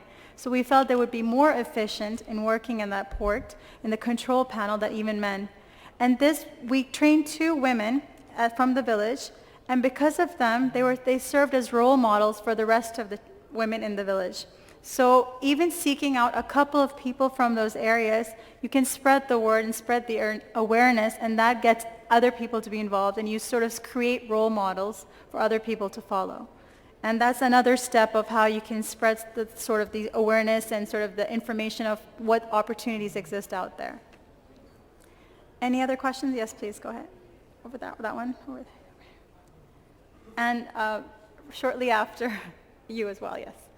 Will be the final question for today. Assalamu alaikum. My name is Walaikum Shahab assalam. Marzaban. I'm Deputy Minister for Investment in Egypt and Chairman of the Egypt Startup Fund, which we just launched as the government. Regarding the question which came, I just wanted to comment access to finance for startups. From our experience, we think that the multi-stakeholder approach is very important, and the government has a key role in the beginning to start with. So that's why having a startup fund which is co-investing through the government is very important. Not to crowd out the private sector, just to act as a catalyst in the beginning. So what we do is to co-match with the private sector to engage or to support the private sector to go into more deals from that perspective. Across different governorates, we focus on reaching out to different governments. We have to understand that there's a mindset change in general. The younger people now in the market, they have access to social media, everything. So we see they are more becoming active, sourcing for financing or looking for different opportunities from that perspective. A last thing I want to mention is the importance of the role of Islamic Development Bank and similar IFIs globally. So we see the World Bank has becoming very active. They have funded a venture capital fund in Egypt, which we launched with them 2 years ago. The IFC, the EBRD, and others are co-investing in a lot of funds now. And it's becoming more and more important that also institutions like the Islamic Development Banks through the private sector arm, ICD, support this, because this will make the private sector follow. And this is the initial development we need to have through development partners, through the government, but it's not to crowd out the private sector. The private sector would follow once there's confidence in the market. Thank you. Okay. Thank you for your feedback. And I do believe IDB deserves a lot of praise for holding this type of forum and at a very opportune time for youth empowerment. And I believe this is their first step of not only just promoting the awareness, but taking steps to actually help in this situation. There was one other question, and that will be the last question for today. Please, can you give her the phone? Hi, Assalamu alaikum, Alaikum Dr. Milia, thank you. I'm Zaif Shazad, and I'm working in business development as well for like an IT company in SMAC. So I know how, I think Dr. Or Mr. Riyad Bukris from UAE. So I understand, and thank you for the motivation. My question was about the venture capitalists. If you have like maybe a specific example of your first meeting with a venture capitalist, your hesitations maybe with if they're going to just steal your business and run away, because like in Toronto, that's what we're taught in business school. So, and like how you overcame it, and maybe how you improved, how you made some progress in the next few times that you approach venture capitalists. That would be fantastic. You know what? I really want to answer your question, but I didn't get it. Can you repeat? I was not hearing you well. Oh, what I was saying was, do you have a specific example of how you spoke to a venture capitalist the first time and the second or third when you made progress? Okay. And how you overcame your fears and things. Okay, fair enough. Yeah, it happened. It happened in two phases, if you like. The first, as for my case, right? Because when I started my entrepreneurship, initiative, it was basically a management buyout of an existing company. And I looked around, I knocked doors, and nobody opened any doors. So, so we are back to the help that I was talking about. It was really family and friends. It was really family and friends. So this was at the beginning. And as it was an existing business with an existing balance sheet, we could sort of, grow the business without need of capital. Okay, so it was really organic.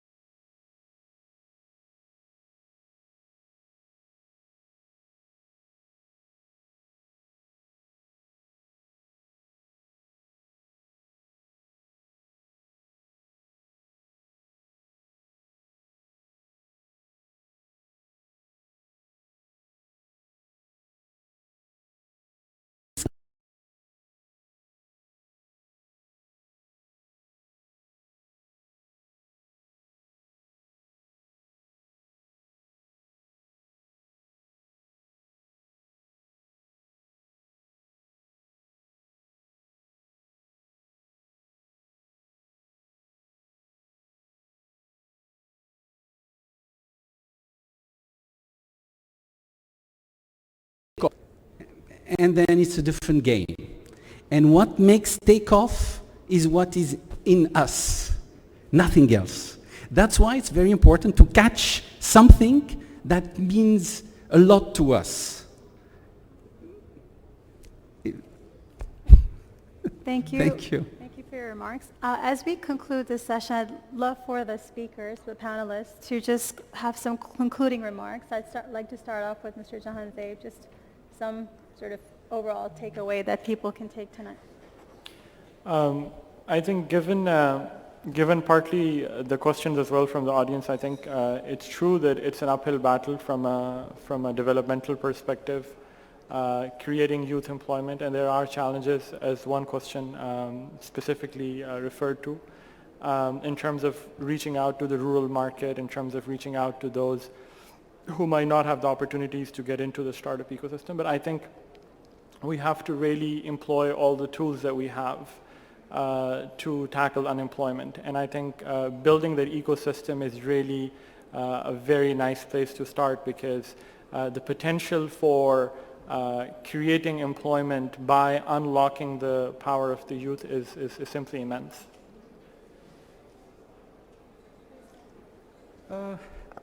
As we are in this conference of IDB, we didn't say the word Islam, you know, our faith. In Islam, and I discovered it recently, I didn't know that as such, work is ibadah, right? Everybody would know that? Yes. So it means that it's one of the example of our cultural treasures. I deeply believe that we have amazing cultural treasures that needs to be unlocked to create value and to make the development that we all need. So I'm back to the help thing, by calling for help, by helping, by being in this exchange, which is basically service, I think our happiness and our destiny is there. So we have what it takes. And I encourage everyone to try that every day. I have been enjoying it, and I'm very happy about it. And my email, my contacts, you know, I am on LinkedIn. Please reach out, and I will be very happy to have this dialogue with every one of you. Thank you. Yeah, as a conclusion, I just want to say again and again that I'm very optimistic about the entrepreneurship in general, what can do the youth to develop all this company. And also as a conclusion, I want to say that money is not the issue number one. You know, once you have a good team of entrepreneurs, the product is good, the company is good, you always find money. So as long as the product is good and the entrepreneurs are good quality, you always find money. And you know, the key, what you are looking for entrepreneur, as you were saying, is you need to have a founder, entrepreneur with a lot of passion, that they are really work hard, and they strongly believe in what they're doing. And again, as a conclusion, I'd like to say that you know, we have been working with several member states, including Tunisia and Morocco. And what we have been doing within ID University, even if we are based in Europe, in Paris, is with some good talent in these countries. And what's key is the education. As long as you have good education, you get right people, you get right entrepreneur, you get right company, and the financing will come along not quite easily, but it will come along. And as long also as the public entities give the right support, we're in good shape to have a very bright future. So I'm, once again, very optimistic. Thank you. Mr. Hadi. Thank you. IDB is already in action on many fronts. You have heard earlier my colleague, the Director General of RT, and they have launched the report jointly with UNDP on impact investing. Also, throughout this annual meeting, you have seen the number of events touching on innovation and entrepreneurship. Also, the IDB has launched the business plan competition context initiative that has been running for some time. Also, the theme of innovation was reinforced on many occasions by our president in his, whether in his staff speeches or speeches on various occasions. So definitely at all levels, innovation is very much becoming a main theme in IDB. So this role really of Catalyst is played in many ways. I mean, organizing events like this one to bring in people who are interested in this theme, and also pull in the youth to be more interested in what IDB is doing. And actually in one of the halls also here there is a dedicated gathering also for youth on different other themes. So this Catalyst role in itself is very important to get people to network and know each other, which is very important. The other role is in terms of knowledge sharing and dissemination through our research center. There are different publications that is prepared on this and disseminated. Also various training conducted. On our side, the transaction people involved in the bank, we are trying basically to crowd fund for this sector and put it on the radar screen, whether by investing in some funds that are tackling partly or fully this sector. Of course, we need to look into this into more details and ensure that we are supporting the right sort of initiatives. Also, we intend to propose to our management perhaps to organize really on yearly basis with our annual meeting a dedicated really workshop for venture capital and private equity players, really to get a bit more closer to what IDB is doing and get them really to know the orientation of the bank, to ideally start really designing their future funds by taking into consideration the areas of focus of the bank. So this will be an additional perhaps selling point to convince IDB to support such sort of initiatives. Also, we are following really very much closely what is happening in terms of incubation, innovation, and so on. And we worked on one initiative to perhaps establish a foundation to gather all of these and create sort of a network of these incubators to work together so that we create scalability in terms of for the companies that are incubated in the various incubators and member countries, and at least to have a vis-a-vis for IDB and others really to work and try to promote this.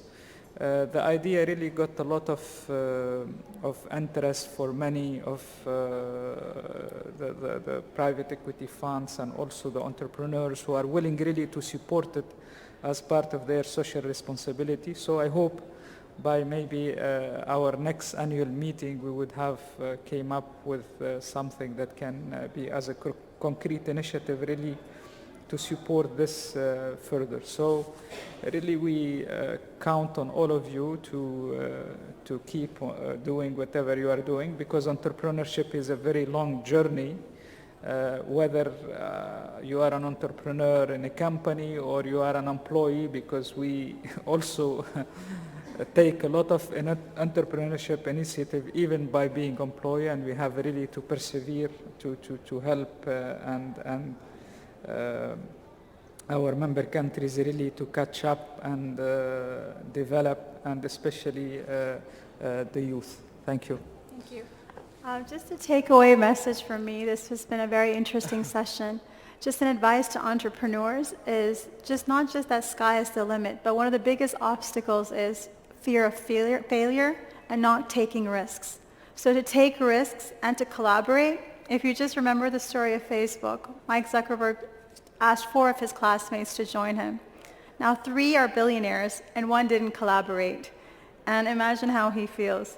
So the fact is that entrepreneurship is a collaborative effort, and the more you sort of join hands together and make partnerships, is the more success you will reach. And in terms of venture capitalists, they need to invest in the youth, because investing in the youth is investing in the future, and that's the best way to empower yourself and the youth and the future is to help them fund these entrepreneurs and think of initiatives and share ideas and have multilaterals be involved so they can take those steps further. And I want to really thank IDB for taking this really important topic and, bringing it onto the platform. That's the first step, and I hope this will be sort of the jumping start for everyone to take this into consideration and take it to the next level. Thank you very much for joining us today. Thank you.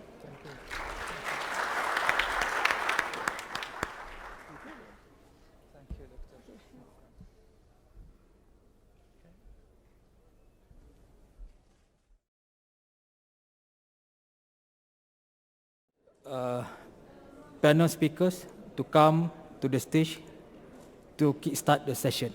So I would like to call Stephen Wilmot, Craig Moore, and Abdul Rahman Al-Jifri. Please come forward.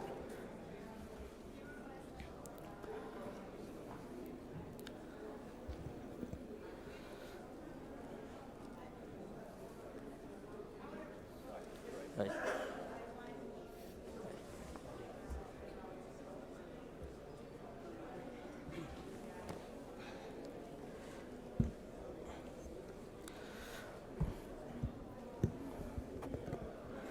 Let me start by saying welcome to those here in the audience, as well as those who are attending by the webcast. It is great to have you here. Thanks and welcome as well to our panelists who are lending their expertise and experience on this very important topic.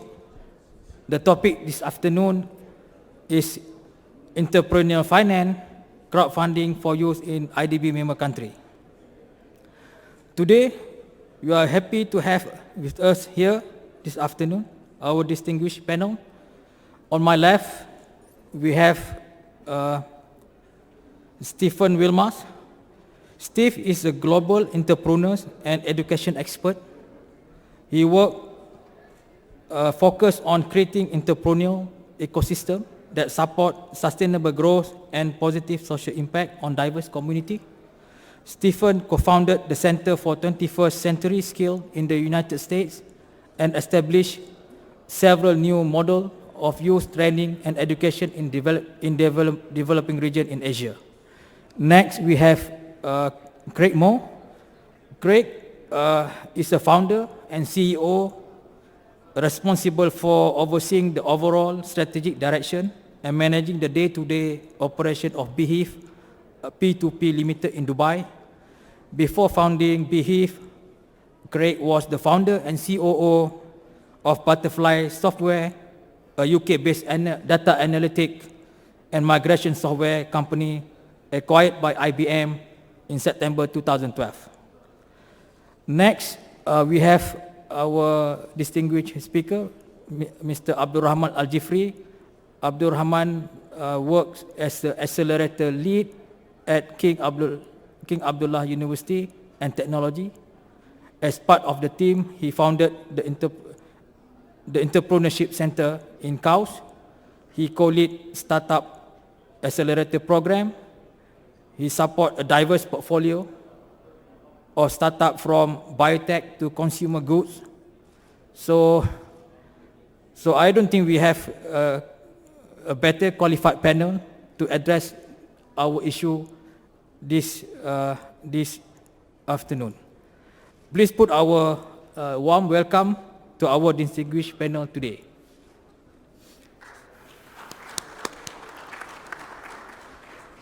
So empowering and improving outcome for the youth through public and social policy is fundamental to inclusive and sustainable society as well as the goal of SDG.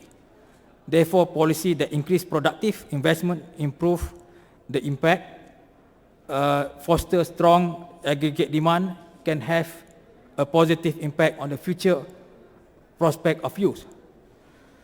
One potential way of integrating youth into the labor market is to increase youth entrepreneurship through supporting growth of small, medium enterprises. Entrepreneurship can offer immense benefit to youth to deepening their human capital attribute, create jobs, increase innovation, and are responsive to changing economic opportunity. SME are the primary source of employment opportunity for new entrants to the labor force, in particular young people. SME comprise 2/3 of former private sector employment in emerging economy and create 95% of jobs in low-income countries. Nonetheless, many studies prove that SME are relatively better at creation of employment opportunity than large firms, but this potential is usually short-lived due to poor access to finance. In most countries, it is difficult for youth entrepreneurs both to set up and successfully run a new business. As in the past, funding option and capital choice available to the young entrepreneurs are limited, and it is always cited as the main barrier to innovation as well as to the general business activity as a whole. So, for example, we have a spectrum of funding from bank financing through debt funding, and we have venture capital, angel funding, etc., etc. But in reality, this avenue either have a low chance of success or come at a very expensive in terms of cost and time. So I don't think we could have better qualified panel to address this issue, so I won't take any more time. First, what I will do, I will invite Stephen to make his short presentation, and then we can start the full panel discussion. Steve, please. I need to grab the... Yeah, please.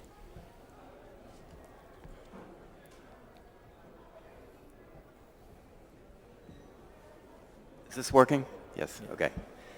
I want to start this brief presentation with an opportunity to frame entrepreneurial financing through the development of what we call fintech, or financial technology innovation.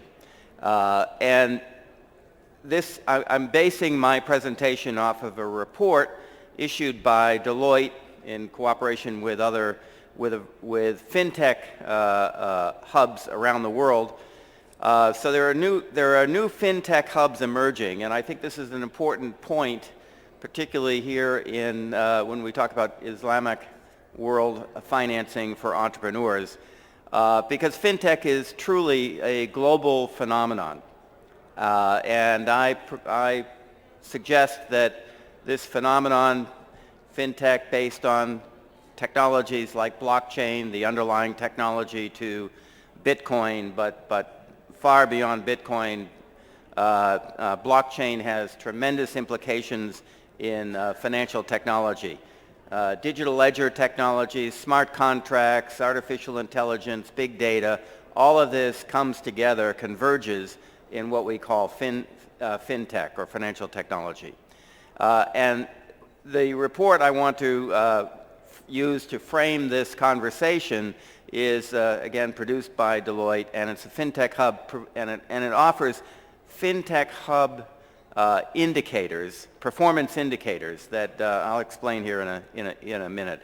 This is the cover to the report. It's available online if you go to Deloitte and Google, if you will, a tale of 44 cities. There are 44 cities or centers covered in the report.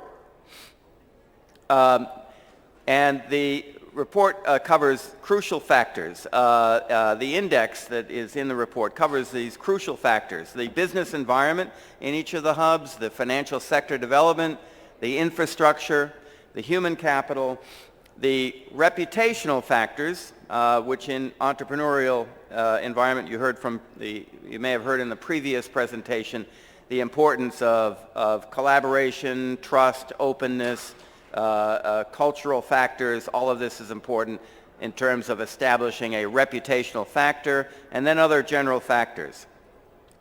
Doing business is important. Quantitative indicators on business regulation and protection of property rights, for example, is a factor of doing business.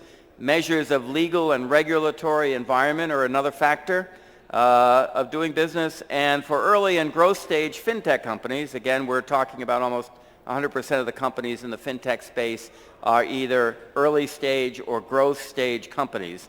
It's the ease of doing business, which is a crucial measure. This is a map, a global map, and I'll zero in on a few in a moment, but it covers the 44 cities. And there are two color codes here. The blue color from dark to light indicates the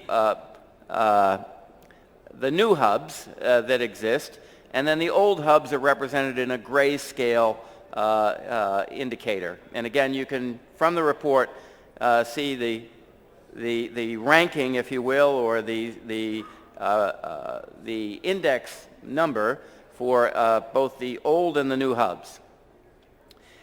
We have a map also in the report of regulatory sandboxes. Regulatory sandboxes are important because they're created by the governing forces in each of these cities, each of these markets. They're created for the purpose of experimenting, for the purposes of working at the edges, or if you will, outside the normal regulatory process for established financial institutions. And this is important, again, for innovation, for experimentation, for creating new forms of investing and crowdfunding or crowdsourcing and other measures of entrepreneurial finance. And this is a map of, again, an overlay, and please don't worry that it's not visible to you back there, but you can get this at the report. But it does indicate that again, this is a global phenomenon. This is not the typical centers of New York and London and Singapore, but rather a global phenomenon, because in this shared regulatory or these regulatory collaborations, for example, Abu Dhabi is cooperating with Singapore, and so forth and so on. And Singapore cooperates with the UK and Australia and Switzerland. So there's a lot of overlap here, a lot of sharing of information, and a lot of experimentation on the regulatory and the rollout side. And finally, there's the way in which the score is indicated in the report. The center of this pie chart, if you will, has the score. And again, these factors, I'm going to move now to the hubs themselves. And we have these new hubs, and again, in the case of new hubs covered in the report, again, emerging are, and I've just taken those hubs that exist within the purview of Islamic financing, Abu Dhabi, Istanbul, Jakarta, Manama, Lagos, Kuala Lumpur, represent new hubs that are emerging. And the old hubs, we have Singapore and Nairobi. So we have, again, this global phenomenon. So within the Islamic world, or on the periphery of the Islamic world, we have a substantial number of these financial technology hubs that are emerging. I'm going to take Abu Dhabi as an example. And the score for Abu Dhabi is 99. Again, there's an explanation in the report of how the scoring is achieved. The lower the score, the more advanced the hub. So Abu Dhabi is emerging. It's a new hub. And within that, in the report, again, there's a list of factors that go into the scoring. This is a map, if you will, showing the best workspaces and the accelerators in Abu Dhabi. Again, very small territory. But within there are some co-working spaces, accelerator hubs or spaces where advanced technology is being developed. Advanced financial technology applications are being developed. And again, these are some of the features, the technologies, the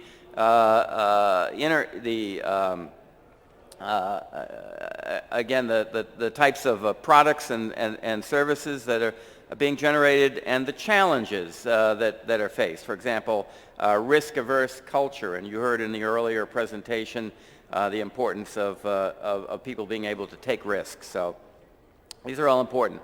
And then finally, again, I'll close this framing of financial technology with the with these factors.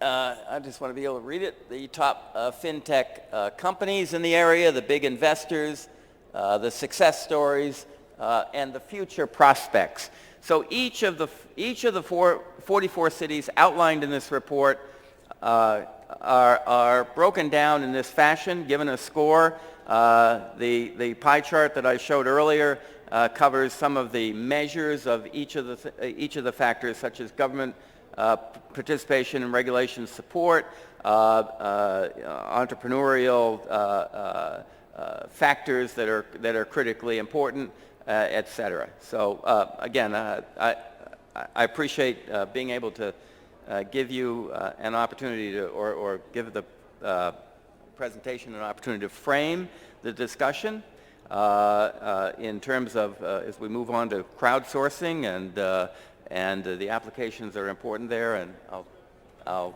stop there. Thank you, Steve, for the presentation. Again, this background, obviously there are in our forefront of our mind, there are a few very important questions that we need to address here.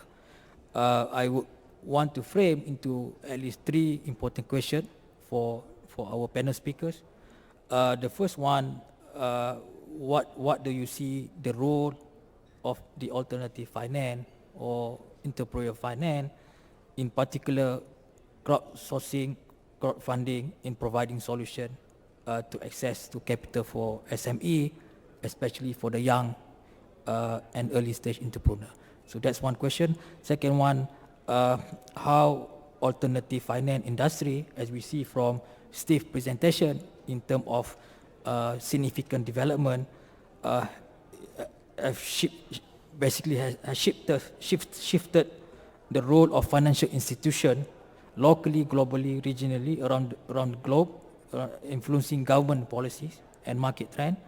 And last question is, what do you think in terms of the major common issue facing this industry? Maybe Craig, if you want to start first. Yeah. Good morning, everybody. I guess just before I answer those questions, or start to answer those questions, if I just give a little bit of background, I guess, to who Beehive are. So Beehive is a peer-to-peer lending platform aimed at SMEs. So essentially, SMEs will come to our platform in order to raise finance. So this is typically businesses that are in a growth stage. So they'll be profitable businesses that are looking to expand their operations. And rather than go into a bank that may charge them a lot more or may take a lot longer to effectively give the agreement to the finance, SMEs will come onto our platform, which is a digital platform, and then investors will invest over the platform in very relatively small quantities, because the technology will do all the aggregation. And that will allow the businesses to raise their finance a lot faster. And this is critical for SMEs, because one of the things that is really important to SMEs is time to finance. And time to finance is a big, big issue, particularly in the SME sector, because banks are taking months typically in order to grant finance facilities. And for SMEs, that's just not, it's just not quick enough. Particularly when you start to look at the way that the SMEs are changing in their structure to very much asset-light, knowledge-based businesses. And we'll come on to that in a second, because I think that's really important when we start talking about youth and the younger generations. So we set up in the UAE back at the end of 2014. We're probably the first regulated fintech in the MENA region. We became regulated by the DFSA at the end of February. And our focus now is to start expanding outside of the UAE to other territories. We were also the first platform globally to become independently certified Sharia compliant. So again, that was a first for us and an important step in some of the markets that we're looking to enter. So I guess going back to your question about, first of all, was it the collaboration? The role, how, providing the access, crowdfunding solution. I think when you look at crowdfunding and peer-to-peer generally, it's going to become increasingly more important. And that is because you've got a changing nature of a lot of the economies. So if you look at a lot of the hubs, I guess, that Stephen put up, and they sit in countries that are trying to become knowledge-based economies, digital economies.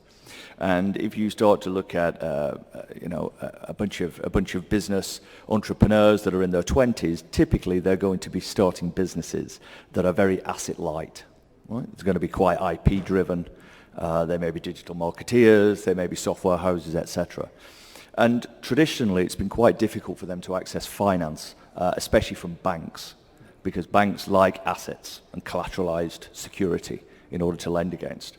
So as you look at the journey of an entrepreneur, then typically they are looking to do equity raises of some sort in the early days, whether that's friends and family, moving on the way through angels, all the way into the VC community.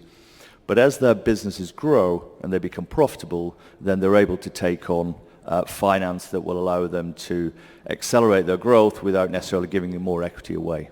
And it's going to be really important that the ecosystems continue to build in these countries that are going to support these type of businesses and not businesses that need to put up diggers or oil wells as collateral, because that isn't going to be the way the world goes moving forward. So I think that's going to be absolutely critical. Okay, thank you, Craig. Abdurrahman, you want to add on this? Well, I'll look at it from the entrepreneur's perspective, because we try to take a more practical approach day to day, because we're getting, like you said, time to finance. We're seeing people that are under the gun. They need to raise financing, they need to do it quickly, and crowdfunding can seem a bit opaque, a bit mysterious. And it's really hard to kind of talk about crowdfunding as one entity when there's so many different types. You've got donation-based crowdfunding, you've got the reward-based crowdfunding, you've got peer-to-peer, which you know more about. And then you've got the equity-based crowdfunding. And it means different things for startups at different levels. And the biggest transformation I've seen is the reward-based, at least the ones that I'm able to access immediately for early stage, very early stage entrepreneurs that are often product-driven, that are not yet SMEs, that don't make the cut towards something that an investor on a platform would be comfortable to invest in. Instead, you've got a vision, you've got a product, and we've actually had a case recently with a company called Qirtas, Seja Muzaini, who was presenting yesterday, where she was able to raise a small amount of funding that was able to give her her first manufacturing run. Something that she couldn't get from any other distributor, any other investor. They just saw, an inexperienced 20-something, two people in a team with one founder, with one major founder working full-time on the project. It's not something that's comforting to most people. But if you kind of distribute that and you kind of reduce the barrier to entry, it allows an entrepreneur much, much earlier on, who's not a pure software, a pure application, to actually coordinate the amount of funding, the amount of credit that he needs to get that first manufacturing run. So it kind of makes time to market a lot quicker. That's the biggest impact, at least I've seen. Until Saudi Arabia shows up on your map and is a bigger fintech hub. And hopefully that's something that we can work towards. So those are the main implications I've seen in the short term.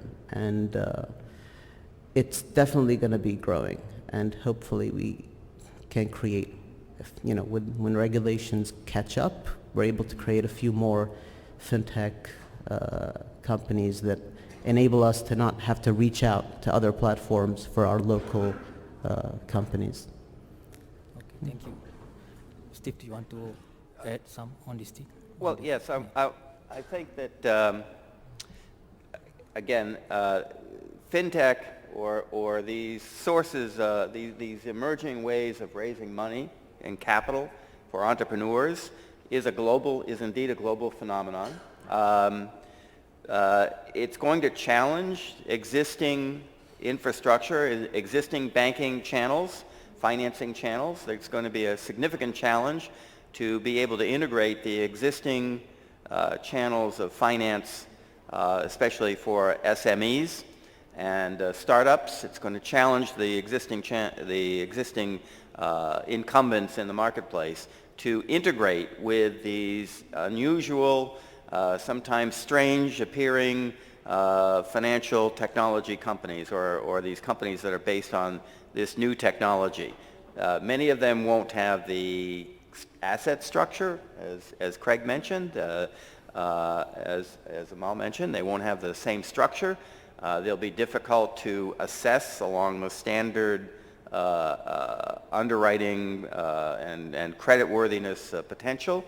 And they will, in effect, be capital light, information rich, and that is going to be a big change in the way these companies and products and services emerge. But they will have a significant and, in fact, transforming effect on local markets and global markets. And I believe that within a very short period of time, we're going to see the emergence of services and companies that will fuel the engine of growth for SMEs. I think the number of SMEs worldwide is something on the order of more than 600 million that have been identified. And if we look at the more or less the breakdown in the structure and size of multinational companies and the way they do business in the global market, they were the dominant players in global markets in the 20th century. In the 21st century, I would say that economic growth, overall economic growth in emerging economies, is going to rely much more heavily on SMEs and entrepreneurship.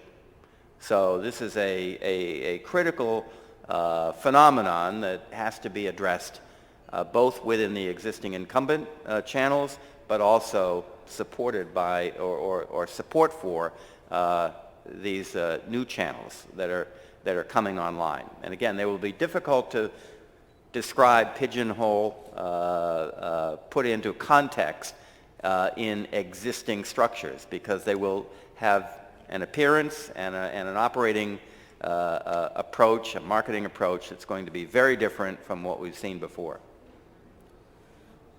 Yeah, I just want to pick up on one of your points, Steve, on this the challenge to the existing infrastructure with the emergence of all these tech company. What do you think in terms of the government policy?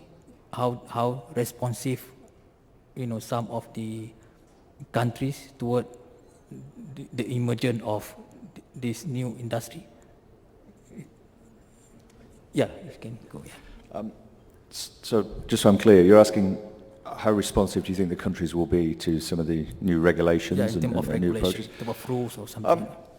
I think what's very encouraging is that you're seeing more and more countries starting to realize that, take the Middle East as an example, and look at the demographic.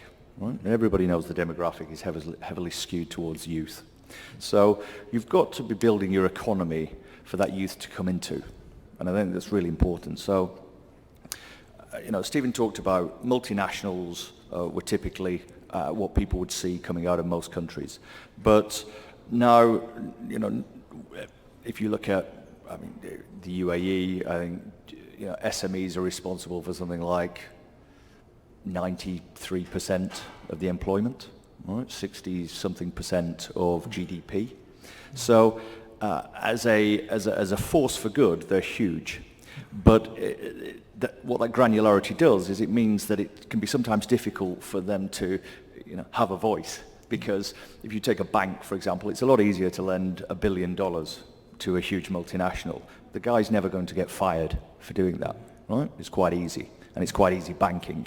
The same from private equity, right? It's not that difficult to go and put $1 billion behind Uber, right? Nobody gets sacked for that. Okay. Where it's difficult is to start to identify early stage businesses or growth SMEs and create ecosystems where they can access finance, appropriate finance, and that again is really important. It's about making sure that businesses are accessing the right type of finance at the right point in their evolution. So as you start to see, as the slides talked about, you've got these hubs, you've got these sandboxes, and these sandboxes are essentially trying to bring incumbent institutions together with some of the entrepreneurial areas. So if you take London, the reason London's been very successful at fintech, if you take the United States, all the tech was down the West Coast, all the finance was down the East Coast, right? New York, huge financial center naturally, the West Coast by far the leader in technology. London, because of the geography, had them both in the same city. So you got an awful lot of symbiosis coming together where young tech type entrepreneurs were in a very close vicinity to financial institutions and people working there. So you started to create quite quickly a fintech hub. Now, likes of New York, etc., are building, but I think it was that proximity that London did very, very well, and now you're starting to see that replicated in Singapore, in Hong Kong, Abu Dhabi, Dubai, etc. And it's because your ecosystem isn't going to come just from a number of 22, 23-year-olds. Right? They need to collaborate, cooperate, be mentored by people who've got a bit more experience maybe on the business side, and bring that together so that you create a symbiotic relationship. And that is going to be crucial going forward. Right? Is to bring that combination of experience of business and the way the world works, right? And actually what youth bring, which is that ability not to think, to use the classic cliche, but not always to think inside the box, or not to come to a problem with the same prejudice or the same constraints, but actually start to say, we think there may be a smarter way of doing this, or we're aware of technologies that could help drive this. So blockchain is a classic example where, blockchain for many, many years was just underpinning Bitcoin. Bitcoin was a one use, right? It's a cryptocurrency sitting on blockchain. But as other people started to investigate and understand the underlying technology of Bitcoin, i.e. blockchain, they started to think, okay, how can we use this in other ways? How can we use that trust mechanism that it starts to build? And how can we start to implement that into maybe supply chains of other parts of the world, whether that's health, whether that's finance, etc. So, it's those kind of, I guess, conversations that start to lead to the evolution of not just new business models, but also technology that's happening in other parts of the world. And if we look at fintech in particular, China leads the world in fintech. Right? And the reason China leads the world in fintech is because you've got a huge population within, if you take the US, it's obviously a federated model, so there's a bunch of states, and it's actually quite difficult sometimes for different fintech models to roll out through all the different states. Where in China, they are very keen to be able to leverage every bit of technology through service providers, so that the same service provider that you're going to book your taxi through and you order your food through will also give you a loan, will be the merchant payment system, etc., etc., etc. And what that does is it creates a huge acceleration in technology and how it's used. I mean, it's hard to expect the government to really lead in terms of regulations. It's always tend to catch up. Startups always demand more and more and more, and what tends to happen is the countries that have the easier regulations, startups tend to flock towards that area because that's what they need to do. I mean, they've got to close their round tomorrow, they've got to pay the bills, they've got to ship product. So it's really about recognizing how significant this is. It's about realizing that there are many entrepreneurs that could have started here, that have customers locally, that end up incorporating, moving their staff, moving their offices, creating jobs elsewhere, just because they were not able to find the regulatory mechanism that allowed them to function. If we can get past those initial roadblocks, then we'd see some more local fintechs being created, although if we could just allow teams to easily incorporate, allow the use cases to come and then treat them and then start creating a process. It's not too complicated. It's easy to underestimate how important this is. I mean, right now it looks like, a few fringe cases can't find funding. They can go elsewhere. It's easily overlooked. And I think once that's recognized, you've got leading examples all over the world, then you'll start to realize all the benefits. So it's more communicating through government. I think that's been the biggest challenge, at least personally. Yeah, I'd just like to add as well, I think that's a really important point, because when we set up Beehive, it's quite unusual, right? So Beehive going into the fintech space, when we started, we weren't regulated, right? So for the first 6-9 months, everybody told me I was going to be closed down. That was it, constantly, because you're not regulated by the central bank, et cetera, et cetera. We would talk about being a platform, that we weren't actually doing the lending. We were a platform for people to come and lend to businesses. But what was important is that we were trying to help a sector of the market, which was the SMEs. And at least everybody could rally around the point that SMEs are important, they need to get finance, and the banks aren't satisfying that demand. So, regulation always follows. Zopa in the UK was the first peer-to-peer model. It's set up in 2005. Regulation didn't come into the UK till April 2014. So regulators need to understand business models before they can regulate. And that's why sandbox, et cetera, is important. Or you've got to have certain entrepreneurs who will take that risk and try to set up the business and try to set up the dialogue and start the conversation with regulators, because in many countries, regulators can always start with the answer no. What's the question, right? And that's, as we go forward, that isn't going to be the smart way of doing things. Regulators need to make sure they start engaging and, are creating things like sandboxes where you can test and try models. Right? Some of those models won't work. Some of those models won't work legally. They won't work commercially. But you've got to give them a safe space to at least experiment. And who knows, the original idea they came in may not be the idea that they actually take to market, but that's part of the collaboration model. Okay. So and Craig makes a very important point here. Mao also makes a very important point, and that is that we're now confronted with a landscape of a very challenging place to define exactly what is going on, what a particular platform is doing, and under what set of regulatory guidelines it falls. The technology is moving ahead at such a pace, such a rapid pace, that we now have a kind of conflict of priorities. So we have priorities in a given jurisdiction of regulatory, regulation for the purpose of protecting and creating a level playing field. But we also have these emerging platforms that sometimes are hard to define as existing within a particular regulatory system.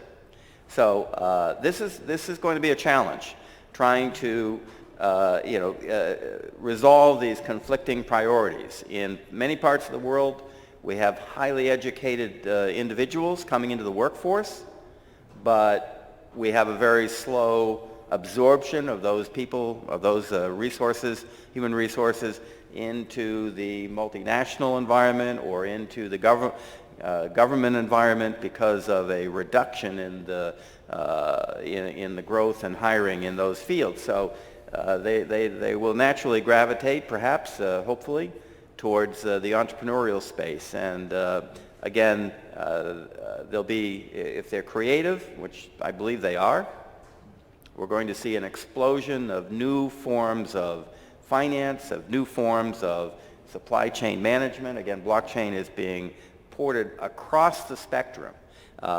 Insurance, supply chain management, frankly, even in education, we're going to see a radical transformation of any of the domains where the trust is important, where accountability is important, where credentials are important, and this is the new world we face. And again, the priority of getting youth, young people engaged, building wealth, building growth in these SMEs, and the traditional incumbents who are charged with keeping a level playing field, a regulatory environment that's stable, that's consistent. These are priorities that are going to be somewhat in conflict for a period of time until we work through these emerging technologies. So one point I'd like to add is, although I like to, talk about regulatory change and advocate for it, I don't see that as the most common cause of failure in terms of crowdfunding. I see a lot of entrepreneurs starting out, they don't really understand the process, and they tend to underestimate what it really takes to get a crowdfunding campaign to run successfully. I mean, let's say you're sitting down right now and you decide, okay, today's the day, I'm going to quit, I'm going to put my product online, and I'm going to raise a lot of money from Indiegogo, Kickstarter, whatever it is. It's not quite that simple, because there's so much preparation work that needs to happen. There's all this content that you need to do. There's all this media that you need to align. It takes at least a few months preparation to make sure that a crowdfunding campaign is successful. And the biggest misconception is in the word. People assume the crowd is there, when in crowdfunding it's very much an individual effort. You have to go, reach out, talk to people to make sure the first few hours, the first 1 or 2 days are critical, that you get the momentum going, and then the crowd kind of takes it up from there. A lot of it is educating entrepreneurs today how to use these mechanisms, how to use these platforms, what times are right. There's a lot of, I've seen multiple entrepreneurs kind of write crowdfunding off because they put a campaign up and no one bought anything, even though they spammed their Twitter feed. They thought it absolved them of the responsibility of having to sell, which is something critical for every entrepreneur. This isn't something you get to run away from. Crowdfunding is not some panacea that lets you run away from the act of selling. I just put my product online. If people can recognize its greatness, then they'll end up buying it. It helps you carry the rest of the way. It helps synchronize all the payments that come in one time so that you can get a bulk order, so you can get your first manufacturing. So I think educating entrepreneurs about where crowdfunding lies in their growth journey is something that really needs to be explored a lot more. Okay. I just want to bring one step back in terms of regulation, because if you see there's a divergence between in the US, for example, they are the innovation kind of driven economy, and we see China is kind of like emerging innovation economy, and we see some of the countries, for example, in Africa, they may not be in the innovation ladder. So my question here is, do you think that in order for the nation to reach to that stage, is it the innovation come first, or you can just jump and go to this industry? I'd slightly disagree with the question in the sense that if you look at Africa, that was the leader in mobile payments. Yeah. Right? And now that's driven through necessity. Right? So what Africa wasn't going to do, let's say, what the West did 120 years ago and build landlines for telecommunications. They skipped that, went to mobile and started to integrate payment technology into the mobile with M-Pesa and the likes. And that was a huge leap. And I think that's where you have actually an advantage. You need innovation, right? You need innovation, or people who are willing to embrace innovation. But the speed of technological change, plus the way that technology is coming down in cost, right? Everything from networking to data to hardware, cloud services, et cetera, is meaning that you can roll out solutions relatively quickly and relatively cheaply. And that's the main driver, I think. So when you start to look at some of these economies that maybe don't have some of the traditional legacy infrastructure, they are able to take advantage of these new cloud technologies, mobile communications, mobile delivery, starting to look how you collaborate between telecommunications companies, financial institutions, health, education, et cetera, so that you can start to be delivering educational services in a village, right, miles from anywhere. If you've got a telecommunications link there and you've got Skype, you can be bringing top quality education through that medium, right? You can be bringing top quality health services through that medium. So I think it's an exciting opportunity for a lot of countries. The key is how do you harness that innovation and make sure that you're using that to drive the economic, I guess, the GDP and the economic well-being of the country. Okay. And I think Craig makes a good point about innovation is going to be subject to cultural frameworks within different markets.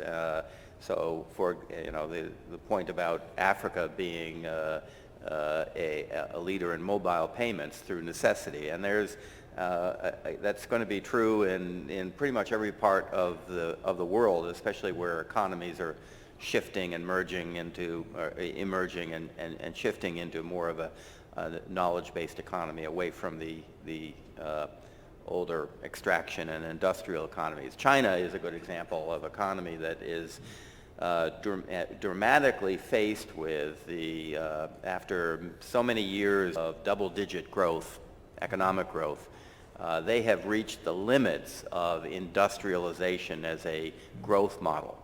And they have to make a rapid shift to a creative economy. And this challenges the existing norms, governmental and social norms within the country, because it's a very top-down system.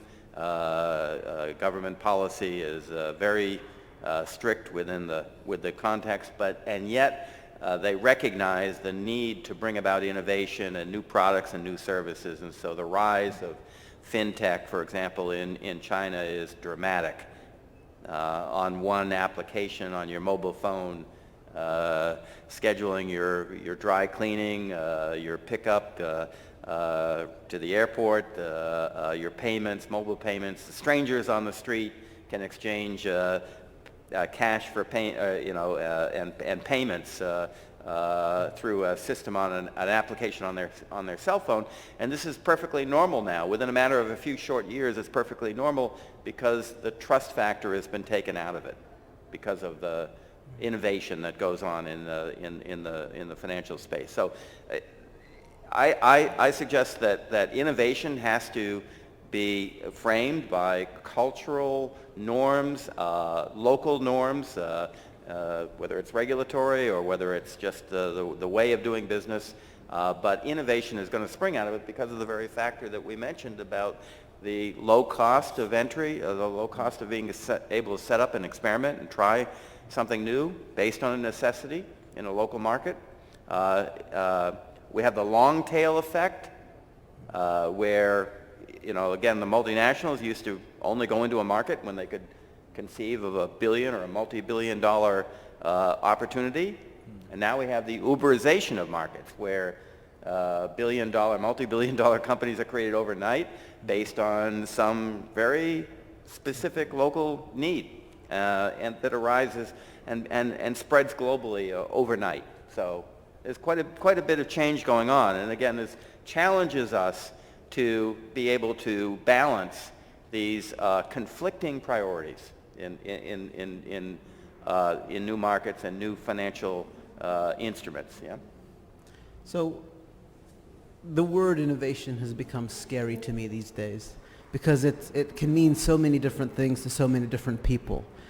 And although KAUST focuses on research and technology, when we run accelerator programs and we help entrepreneurs, we're trying to have a more diverse cohort. We don't like just having PhD level technology because that changes the energy of a batch. The academics perceive time differently, let's say.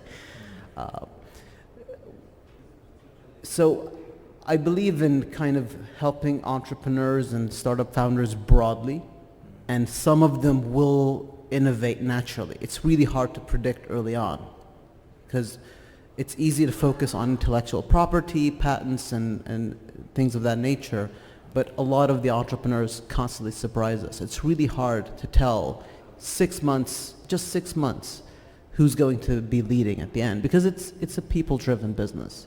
When you're selecting an entrepreneur, you can't just say, is this guy innovative? Is this guy really smart? Is he Ivy League? It's really hard to tell. A lot of them tap into something really surprising. So I try to not make that judgment. I try to focus on the fundamentals. Are his fundamentals good? Is he moving in the right direction? Is he not settling? Now, I'm not saying we should settle for a traditional, I want to open a laundromat and that's good enough for me, but they're always hungry for more. And the whole regulation follows innovation and the regulatory framework, the conversation is always surprising to me because I see entrepreneurs all the time telling me about, oh, in the US this and the US this, and kind of idolizing the US when I see it as a very tough regulatory system where crowdfunding was only recently, relaxed. I mean, even now you have lots of, even after Title III, you have lots of equity crowdfunding, and there's limits for accredited, there's limits for non-accredited investors. So it's still not what I would call a solved topic.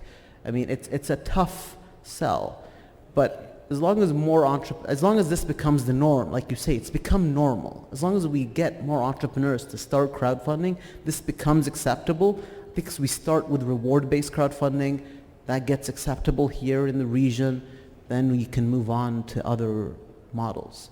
Although peer-to-peer, I think, is a completely different animal and a strong investment in its own in its category. I think a lot of investors will be interested in fintech as a result of the early peer-to-peer lending players. The reason I wanted to put up that map earlier and frame it is because 44 cities around the world, we're not talking about 44 cities or 44 locations in Silicon Valley. Yeah. We're talking about 44 places around the world where innovation is really beginning to move forward at a rapid pace. And yes, Silicon Valley and the US might be traditionally thought of as centers of innovation, but the truth is, in the world today, it's not the center of innovation. It's much more diverse, much more scattered. And again, I think we have to really take into account, and I speak of this as both an educator and an American, we have to take into account the cultural factors that can feed innovation in different markets, whether it's Africa, the Middle East, Asia, Southeast Asia. We're moving very rapidly away from one center where we go to for innovative products and services. So I support that. I think it's a good idea. Good direction. And there's the other aspect of what crowdfunding allows is, I mean, all of this is about youth, and crowdfunding gives startups, gives young entrepreneurs a platform to allow them to test different markets. It allows them to become ambitious. I mean, you see this all over the world, in Saudi and in Japan. Entrepreneurs focus on their initial market. They never have the courage to branch out. But the moment they do a crowdfunding campaign, they're surprised. Oh, I got this many orders from here. I got orders from 20 different countries. We have products where the majority of their customers are from Russia. Even though it was a product that was originally targeted towards, a big local population, So it allows them to surprise themselves. It allows them to grow internationally. It allows them to explore different markets. And the biggest challenges to those guys end up being not the things that you typically think of in terms of crowdfunding, in terms of regulations, incorporation. It actually becomes logistics, where I see a lot of entrepreneurs have a very successful crowdfunding campaign that's too successful because they don't know how to ship product all over the world. And then it becomes having the infrastructure. It's moved on. It's the next step of how do I get this stuff everywhere? And then you see the other efficiencies come into place. And you see startups then seriously considering, what do I do? Am I losing money on every single delivery I'm going to make from these specific countries? So it's an all-encompassing topic, and it's really hard to paint a broad stroke on the whole issue. Yeah, I'd like to add as well that I think one of the important things that we've seen in the last 2.5 years is how you start to build communities around this. So, you know, there are businesses that they could very easily go to the bank, right? But they'll come onto our platform typically because, or they will have a requirement that is larger than we can fulfill. But they will break that requirement up into two because they will want to put a portion of their financing requirement onto the platform. And the reason they want to do that is because for them it's essentially a very cheap PR tool. Right? It reaches out into the community, particularly if you're a B2C business. Right? So your consumers are your customers. Then it's a really effective marketing and PR tool. So what we tend to find is they'll raise the finance and then they may say, actually for all investors on Beehive, there's a 10% discount on our product running for the next month, etc. So it's about engaging with the community as well. And I think you'll start to see more and more.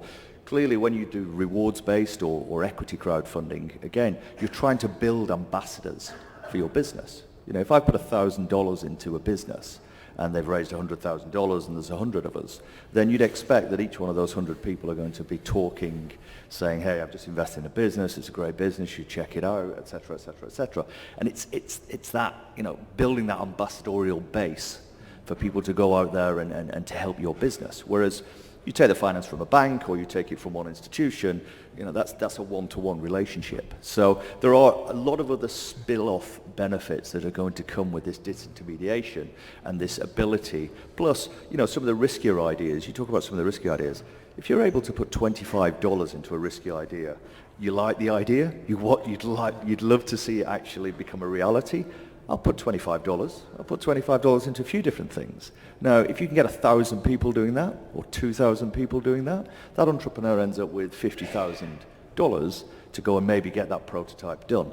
And I think that, again, is the other exciting thing. Whereas if that person goes to a traditional VC or even an angel, the scrutiny may be more commercial, understandably, but it may be more commercial, and you will miss some of those maybe more kind of out-of-the-box ideas. And I think that's what's going to be particularly exciting as people start to increase their risk-taking because they can risk-take with very small amounts of money.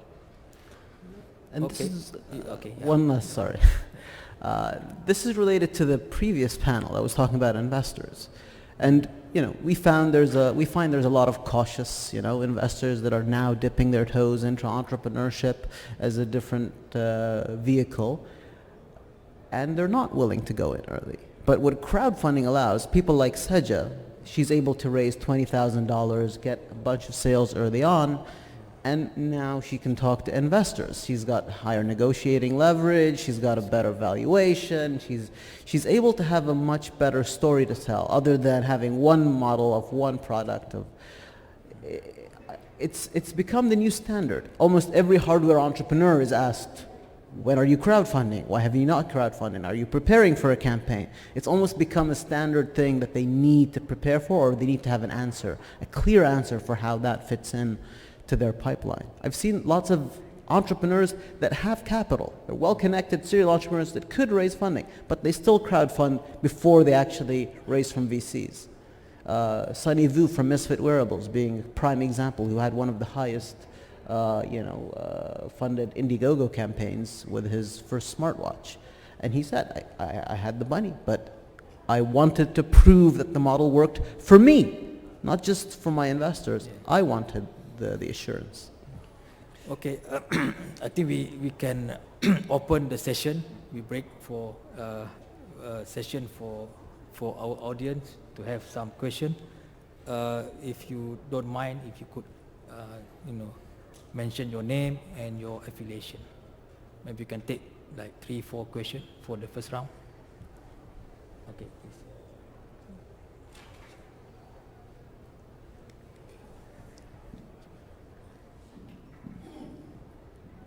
Okay, Assalamu alaikum. I'm Turkan Ali from RT. First of all, I'd like to thank you for this wonderful, mashallah, eye-opening discussion and presentations. It's very interesting. But given the focus of theme of this session on this alternative financing, which you may say ethical financing or Islamic finance or participatory financing, actually what I feel missing point in this discussion is how this Islamic finance as alternative financing can help the entrepreneurship or to help the youth find more entrepreneurial activities. Actually in this session we have heard a lot on this crowdfunding or other things which is successful in other parts of the world. But in my view, okay, actually I would like to listen more on how the Islamic finance can be used in a better or maybe more innovative way to help our IDB member countries. Unfortunately, so far I didn't hear anything about this one. Even this session entitled as Islamic Finance, the role of Islamic fund for the entrepreneurship. I didn't hear anything, even none of you mentioned about this one. So that's why I would like to, on behalf of the floor, would like ask you, can you enlighten us more on this perspective, based on your experience and your what we call your observation from other parts of the world, what is the best strategy or tactics we can use to explore, to benefit from Islamic finance for the youth employment? Thank you very much. Okay, thank you. Can we take a few more? Yes. Okay, yeah, please. Yeah, please, brother, can we take from the other guy?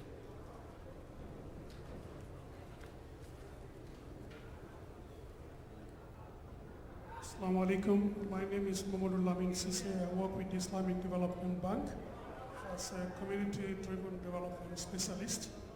I first of all want to thank the presenters and all the panelists on this very important topic. My question, or rather a concern here, is with regards to youth economic empowerment vis-a-vis IDB's ultimate objective of helping our member countries, particularly those in Africa and some parts of Central Asia, who are definitely lagging behind in the context of Islamic finance. When you look at what the panelists have just said here, in my understanding, it's very important, but it is given more privilege, in my opinion, I mean, to those youth who are mainly in the urban centers, because you are talking about youth empowerment, but through certain means which are lacking in most of our member countries in the rural areas. How do we transport these innovative measures or this experience to definitely suit the conditions of our member countries, particularly those youth in the rural areas? Because what we are trying to avoid here is the trend that we are seeing nowadays, rural-urban migration, particularly in the youth sector. And most of the problems we are facing in the urban areas today, or in our countries today, is because of the lack of proper decentralization. While the youth are moving, after graduating, they are moving to the urban areas. We are seeing cities which are overcrowded, simply because the youth doesn't have work in their homes. They have to come to the urban areas. We are all scrambling over the meager resources in the urban areas. But I believe if these youth have the means, particularly in small and medium enterprise, they have better means. They would rather stay in their homes rather than coming to the cities where they are facing all kinds of problems. IDB is willing, and we are doing a lot to our member countries, but we want to see how we can impact the youth in the rural areas in our member countries. Yeah. And I think this is a better forum where I can ask this question. And particularly with King Abdullah University, Coast, we have started to have a link with them, particularly my department, Agriculture and Rural Development. And we think the potentials are there to move out of Jeddah to the IDB member countries, particularly those underprivileged areas. Thank you very much. Okay. Yeah, maybe we can answer these two questions. First question. Yeah, great. Yeah. Okay. Thanks. So Okay. Islamic finance and this. I guess in terms of answering your first question, so where I think the real potential is when you start to look at Islamic finance is about opening up and creating distribution. This actually goes to both questions, right? So why did Beehive look to become Sharia compliant? Because there is a massive disconnect in the Islamic finance world. Right? There's an awful lot of supply and liquidity, but there aren't enough asset classes in which to put that in which to put that liquidity. And that one of the big issues you have is that, again, it goes back to the larger organizations. You'll have sukuks, etc. issued. Banks will typically buy sukuks. They'll hold them to maturity. The returns on them obviously have been driven down because of the amount of liquidity that's chasing them. Now, if you disconnect that, SMEs don't get to issue sukuks, right? Because of the cost of issuing that. So therefore, you've got to start to look at a more granular level, how do you start getting some of that excess liquidity that is sitting in global funds and start getting that to the SME sectors, which are, at the end of the day, the ones driving the employment, they're the ones driving the GDP growth. And they're also going to be the biggest employers of the youth as you go forward. They're also going to be the companies that the youth will try to set up and hopefully grow themselves. So, you know, when all's said and done, Beehive is a distribution platform. Now, we're already talking to development banks in other countries and their regulators, because what they're struggling with is they keep giving money to banks, and banks are meant to trickle that down, and it's just not working. Right? It's not working. The trickle down isn't working, or it isn't working fast enough. Or what happens is it hits the traditional credit department of the bank, and these guys have been doing credit for 10 or 15 years. They cannot change the way they're going to issue positive applications. Right? It just doesn't happen. And we've seen this firsthand at a number of different banks. So the development banks or development organizations within countries are saying, right, how can we start to get finance, whatever that finance is, whether it's equity, whether it is, almost gifting finance. It's about what are your distribution mechanisms to get that to the appropriate parties. And that's one of the things that, you know, crowdfunding or platforms or technology platforms are going to help, because you've got to bring that cost of distribution down, and you've also got to make sure that the time to finance, the speed at which you can distribute that, and the granular levels at which you can distribute that. Because if you're in an you don't need to get $10,000 to that entrepreneur necessarily in an outlying village. You know, that person may just need $500 to set up an entrepreneurial business. But $500, it's not worthwhile because of the cost structure of a lot of banks, even if they are being given that money from a development institution, their cost of operations means that they are going to lose money doing that, and you hit an issue. So you've got to start finding more efficient and effective distribution mechanisms. And I think that, you know, the technology underpinning crowdfunding, peer-to-peer, whatever, is part of that solution. It's not the ultimate solution, but it's part of that solution, along with the ability to transact on mobiles, with the ability to find more efficient supply chains. But essentially, it's one of the things that we see as a real issue, is that there's an awful lot of money sitting in Islamic finance, but the distribution mechanisms to get that working properly are broken at the moment. So, just to emphasize Craig's point, there are 2 billion unbanked people in the world, 2 billion, that do not partake in any services from a commercial banking entity. Yeah? So necessity is an important driver here. Those, and if we looked at the distribution of that 2 billion people, probably most of them are in rural settings, not in the cities. 2 billion people. Think about that.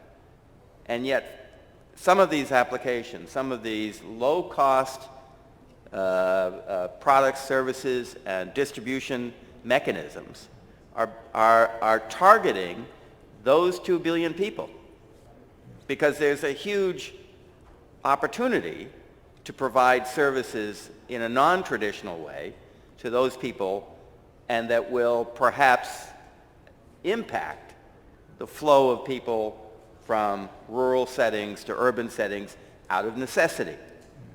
Necessity for jobs, necessity for income, necessity for work.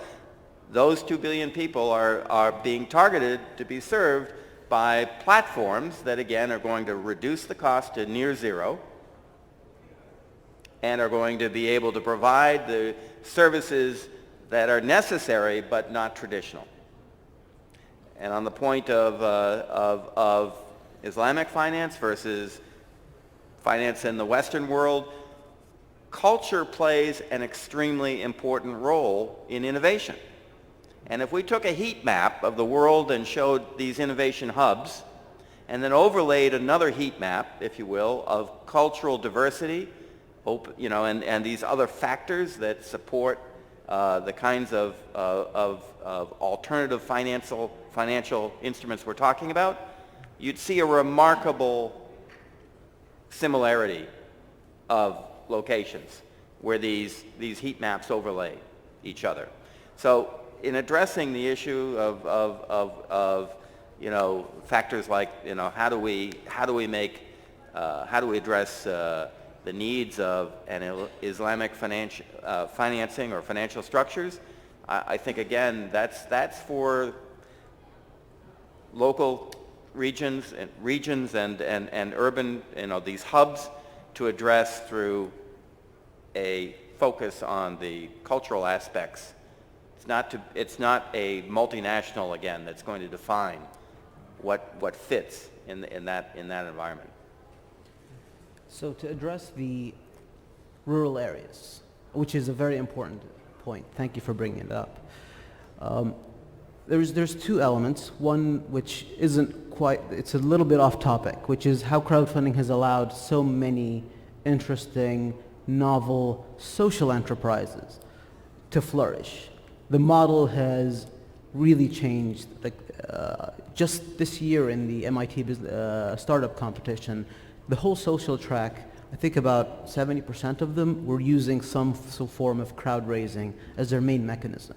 And they're being very creative in not just focusing on gathering donations, but they're actually finding other forms of value, other forms of currency that allows them to trickle down. If you share, you get this many points. If you share us on this, if you get us this many attentions to this many impressions of this message, we get this currency and we're able to pay that to people in need. But that's a separate topic, because you were talking about people starting businesses in rural areas, which I believe crowdfunding is one of the most transformative effects, because historically startups move to where the capital is.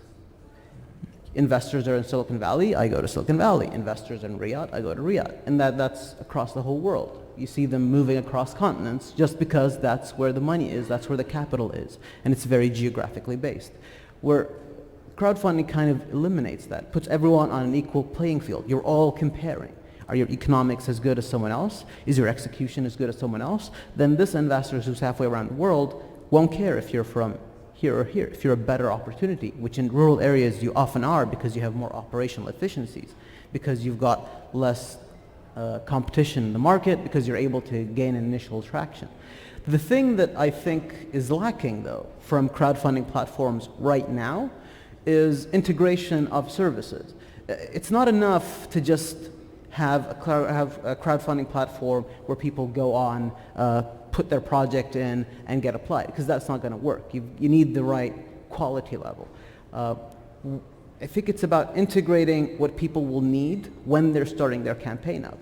We're seeing a few crowdfunding platforms that actually connect you to marketing, creative talent that will help you frame your campaign, your proposal in the best way possible.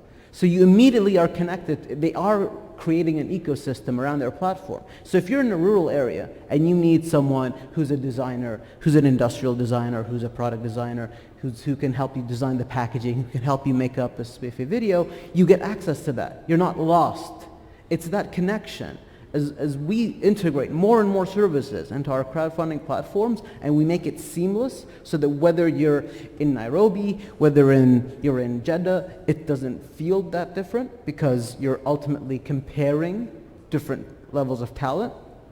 It makes geography meaningless. In fact, it makes it so that the people in the rural economies have an advantage because we're seeing that now with Silicon Valley, where burn rates and costs of living are spiraling out of control, that startups are moving out, or at least having a significant portion of their team outside of that just because of the impact of real estate, of rent. So it kind of results in the opposite trend of people kind of spreading out versus focusing in. Thank you.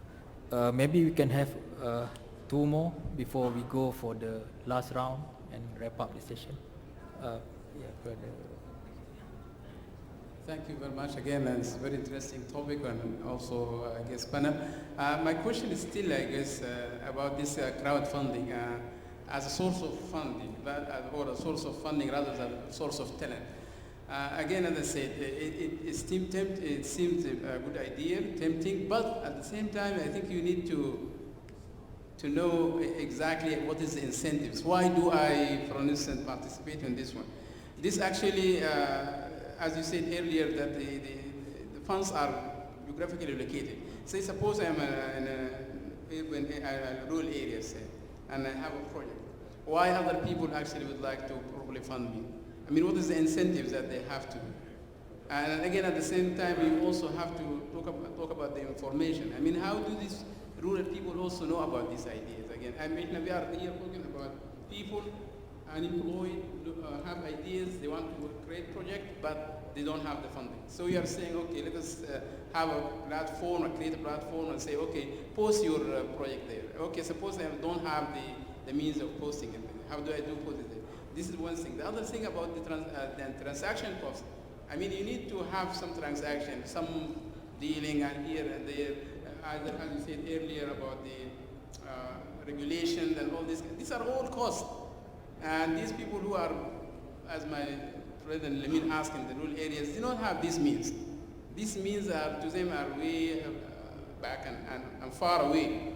And I don't think it solves their problem.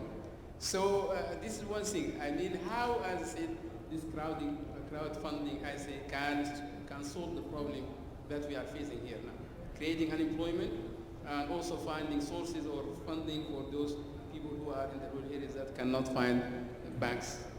And again, as I said, my friends here talk about banks, and there are 2 billion people who do not have banks.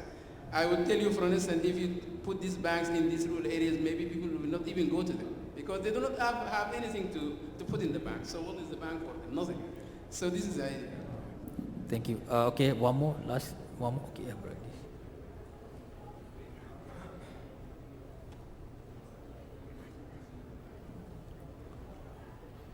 Hello, my name is Shahab again.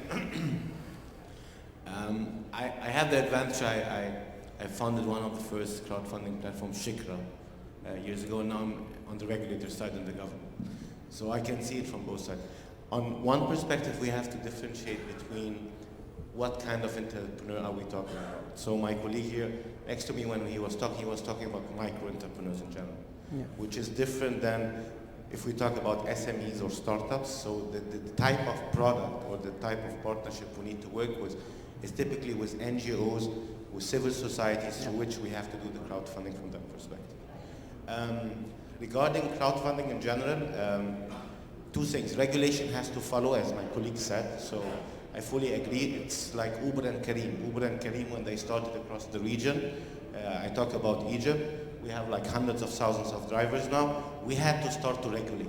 So we just started to finalize the law after they were across the market, and we needed to have a clear platform. The same goes for fintech and other products as well.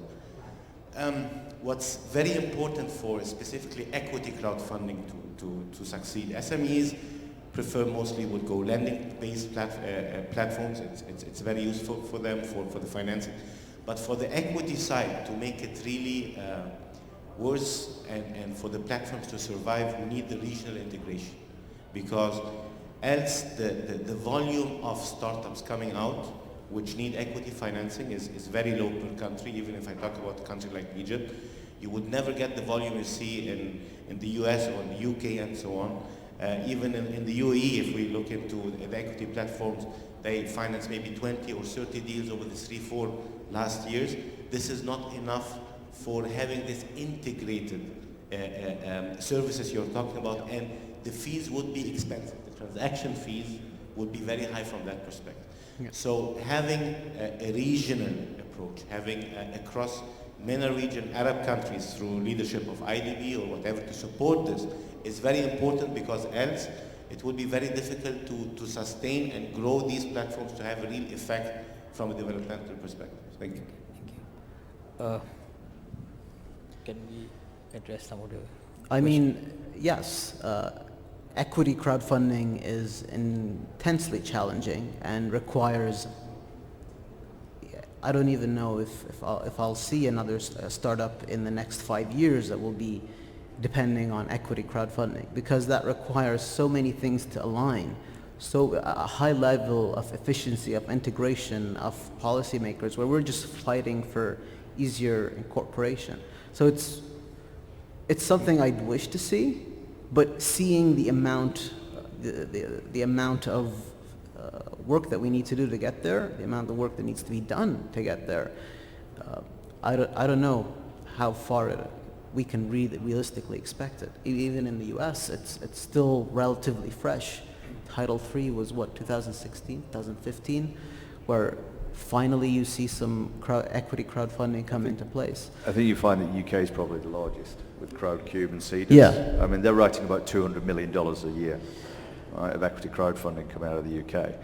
But as you say, that's because you've got a population. One of the big challenges in the MENA region is there might be 350 million people here, but you're fragmented over so many different countries that it makes it very, very difficult to build any pan-regional business, whether it's a logistics business, whether it's anything that starts to touch on some form of regulation becomes a challenge.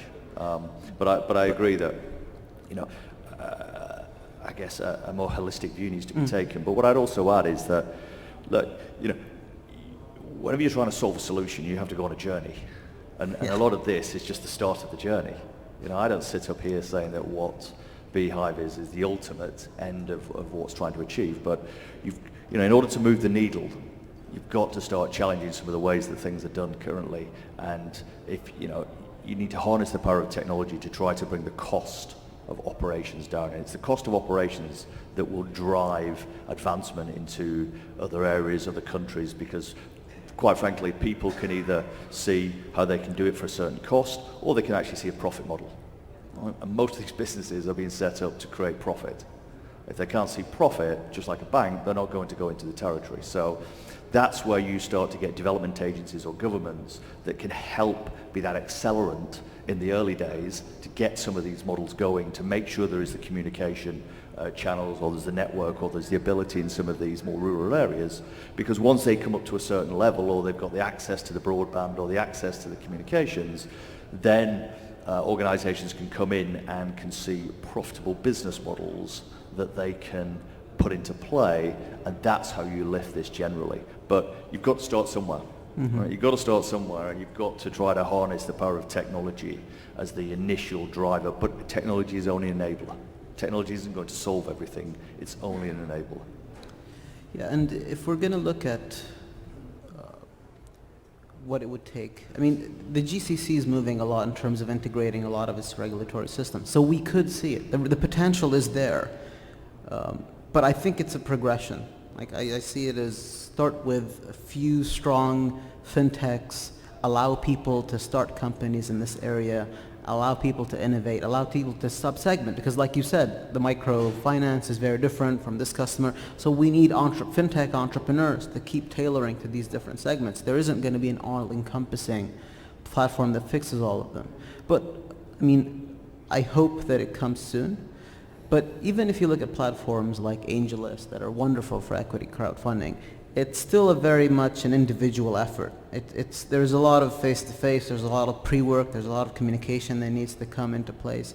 So it'll take time, and it doesn't really absolve anyone of the hard effort of actually reaching out. There isn't going to be, as I imagine it, someone who puts up his business online and gets people to buy in equity just immediately. There needs to be a little bit of trust building that happens over time.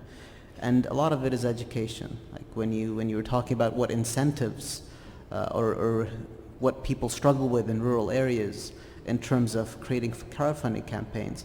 Yeah, most crowdfunding campaigns fail. There's a lot of mistakes that entrepreneurs are making when they're doing their first crowdfunding campaign. But that happens because they underestimate the process, because they buy into that the crowd is already there. They don't believe that they have to generate the crowd. They believe that's the platform's job, which is a misconception, as I see it. If I could add, transformational curves always have an inflection point. They're not straight line curve. It's not a straight line from point A to point B. These curves have inflection points. And if I could adapt another paradigm to what we're talking about today, the point at which the transformation occurs is always further out than we, the technology forecasters, predict. It always takes a little longer than we might predict. So if I say in 2 years or 5 years, we're going to transform these markets, especially for empowering youth through applications like crowdfunding. It may take a little longer than that, but when the inflection point in the curve is hit and that transformation begins to take hold, it occurs at speeds that we never imagined. So I think we need to kind of look at it through that lens or that frame, that we are at the beginning.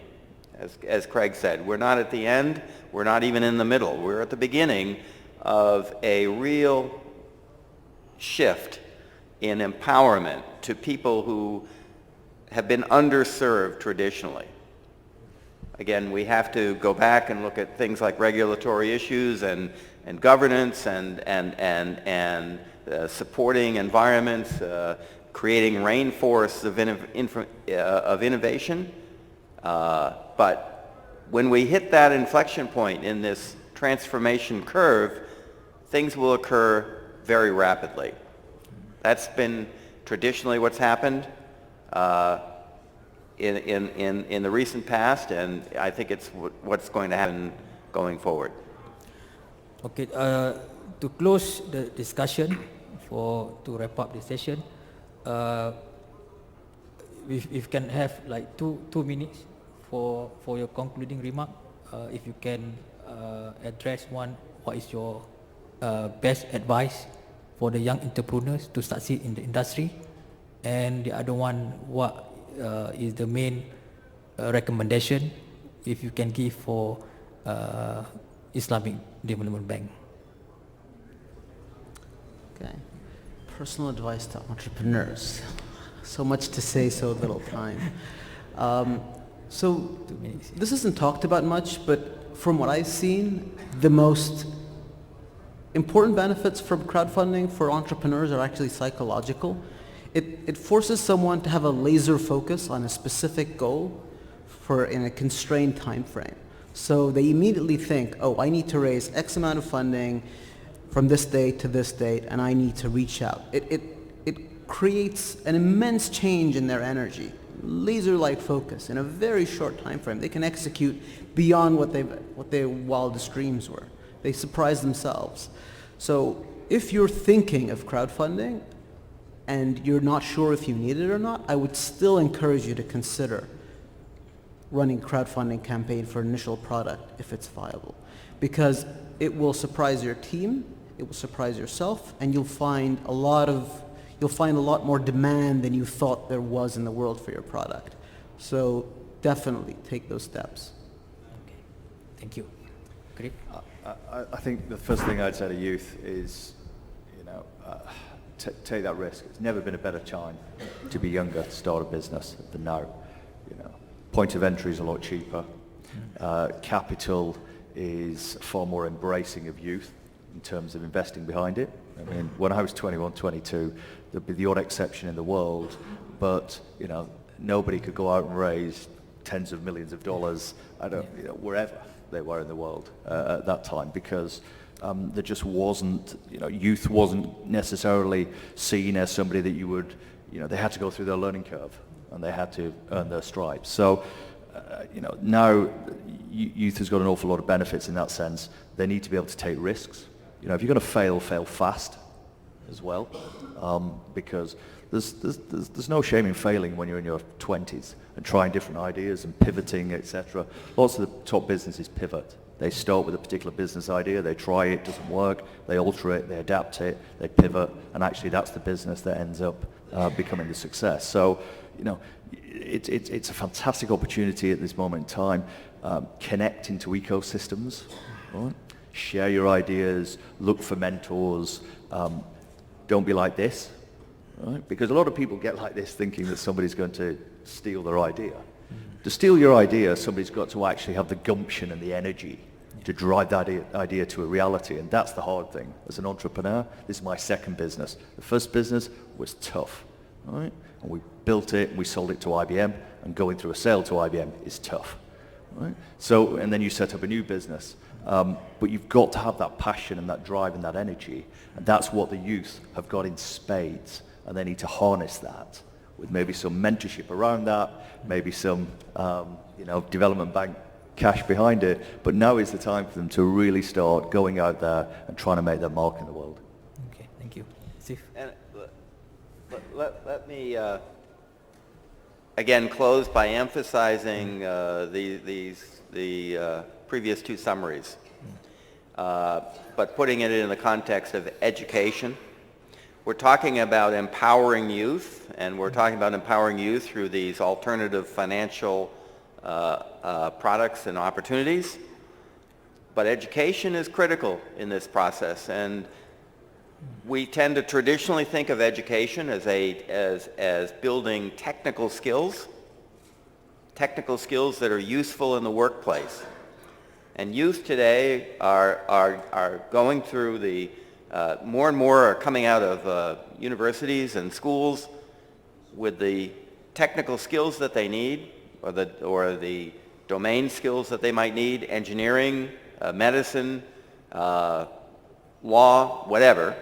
They get the skills, or they're seeking the skills through formal education. But there's another piece of education that's missing that needs to be emphasized and developed, and that is because we're talking about education as skills building, building skills for the workforce. And we need, in addition to that, as I listen to an entrepreneur like Craig, as I listen to somebody that's, the KAUS accelerator program, young people need to come out of university with an additional set of skills in the social and cultural domain. And we don't teach that very well formally, but we need individuals who know how to take a risk, because that's a social skill, who know how to reach out and ask for something they need, who know how to collaborate, who know how to be trusted. These are skills that are critically important in the entrepreneurial youth empowerment domain. And we need educational programs that support the traditional skills building with these additional social and cultural skills building. So that would be my emphasis and my view in summarizing this discussion. Okay, thank you very much. I would like to thank for your excellent discussion. So let me conclude this session by thanking all our panel for today's session. Thank you very much.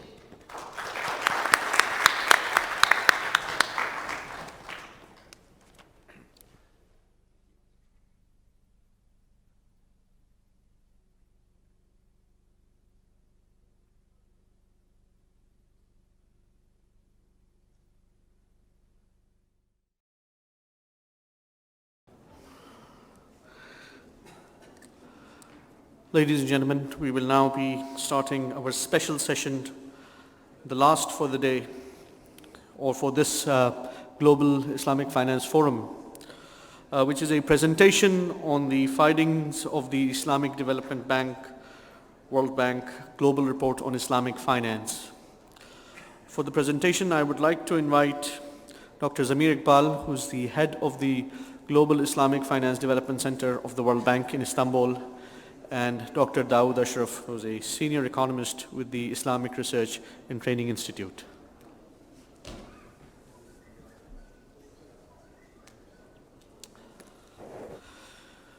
We will start this session by a presentation by Dr. Zamir Iqbal, and I understand he's later going to be joined by Dr. Dawood to present the findings of the Global Report on Islamic Finance.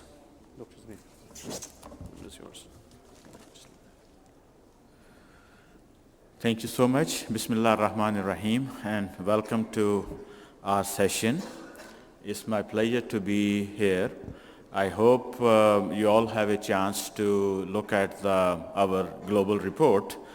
I would like to just share with you some of the thoughts behind why we did this report. This is the first time both IDB and World Bank has worked together to produce a report, and then I will share, Dr. Dawood will share some of the findings of it, and then if you have any questions, we'll be happy to answer that question. I think before I start, I just want to indicate that the schedule had mentioned Dr. Mahmoud Mahiuddin as the speaker, but unfortunately he had a conflict of schedule. He had another meeting to attend, so on his behalf and the behalf of the World Bank, I'm representing. As I mentioned that, I will try to share with you why we did this report on the, what is and why we chose this particular topic, which is the Islamic finance, a catalyst for shared prosperity. And I think if you notice the title has a question mark in it, which means that we started out this as a question asking that could Islamic finance be a catalyst for shared prosperity? And we hope we can share our thoughts with you. As you remember that back in at the turn of the Millennium Development Goal by all the MDBs, multilateral development institutions were established, and the objective was to bring the poverty line to half, to 50%. At that time, the poverty line was about 35%, and then the objective was to bring it half. And we were very happy, the community was very happy that the goal was achieved ahead of his schedule of 2015. So by 1990, there were more than 1.8 billion people who are below the extreme poverty line of $25. But by 2013, we were able to collectively, because of all these different initiatives, there were people who were about 766 million people who were below poverty, which was almost half of it. But if you look deeper into it, you will realize that this achievement was not even. In some countries, this was remarkable. In other countries, they were not able to achieve the Millennium Development Goal. At the same time, in 2007-8, all have seen that we went through a financial crisis. And because of that financial crisis, there was another realization which took place. Whereas the multi-development institutions and World Bank, one of the leading one, had focused on reducing the poverty. That was has been the ultimate objective for many, many years. But after the financial crisis, another realization came that there is extreme disparity between the in the income distribution, the wealth distribution, which means that although the nation may have achieved prosperity, but whether that prosperity is beneficial to the rest of the society and for the community was questioned, in the sense that it showed, the research showed, and especially you may have heard about the famous book by Thomas Piketty and many other, which indicated that despite all the growth overall in the world, the disparity between the very rich and very poor, and that has, the gap had expanded. So because of that, the development approach was changed, and a new pillar to development approach was brought, and that was to enhance the how to make sure that the shared prosperity is, first of all, such prosperity is shared. And then once the prosperity is shared, that can ultimately get to the better growth. And that prompted us the idea of setting up this report, and then selecting the theme of this report as shared prosperity. I'm really very thankful to IDB, to Islamic Development Bank, and especially to IDB, who had floated this idea that although there are many reports on Islamic finance, but there is no one single report which looks at it from the development aspect as well as from the policy perspective. So that was the idea, came from Islamic Development Bank and the World Bank at that time. We had established Islamic Development Center in Istanbul, and we said that this is a very good reason to partner together and do this report. And then idea was, our first objective was, what should we do? What should we tell people? So we said that, okay, let's see whether we could come up with a conceptual framework within Islamic economics and finance and see whether it will lead to enhanced shared prosperity or not, and then try to, at the same time, take the opportunity to look at the recent trends and then, make some policy, recommendations. Now, so although Islamic discussion on Islamic finance started as the whole idea of economic and social justice in the 1950s, and many people have written about that Islamic finance or Islamic economics is much more pro-development.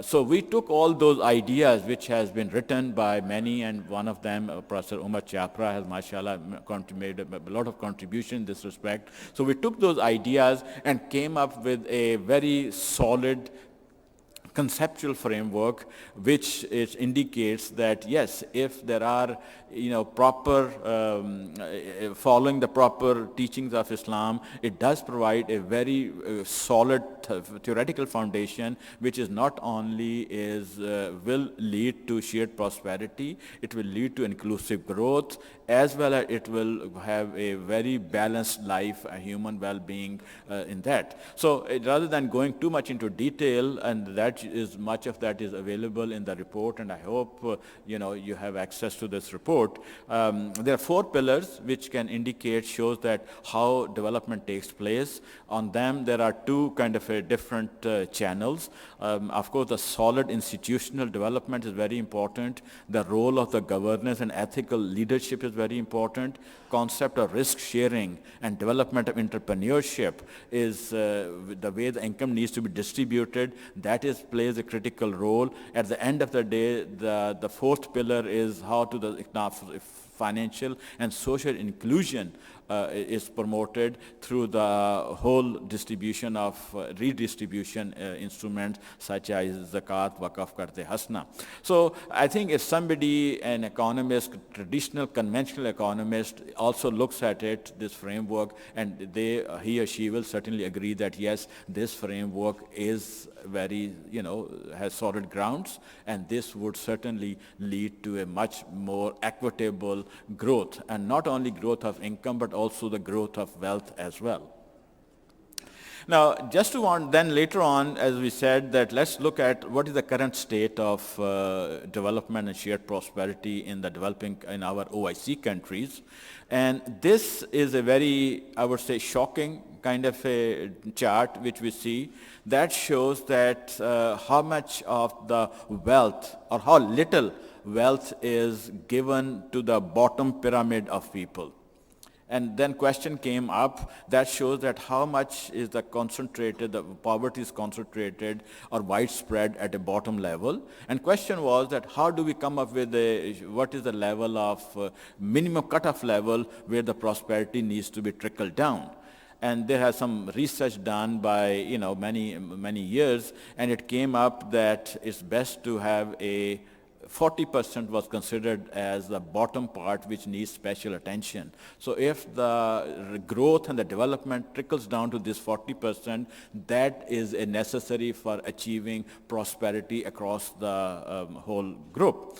This is again based on OIC countries and comparison with other countries. The black bar shows you this is how many people are in the bottom, live in the extreme poverty. And then the red part is the poor. And then the third one is the yellow one is moderate poor or the vulnerable. As you can see that we have a serious problem in the OIC countries. Whichever way you look at it, especially in the sub-Saharan African countries, the problem is much more. It's not that issue is not that only 40%, below 40% is the prosperity has to go.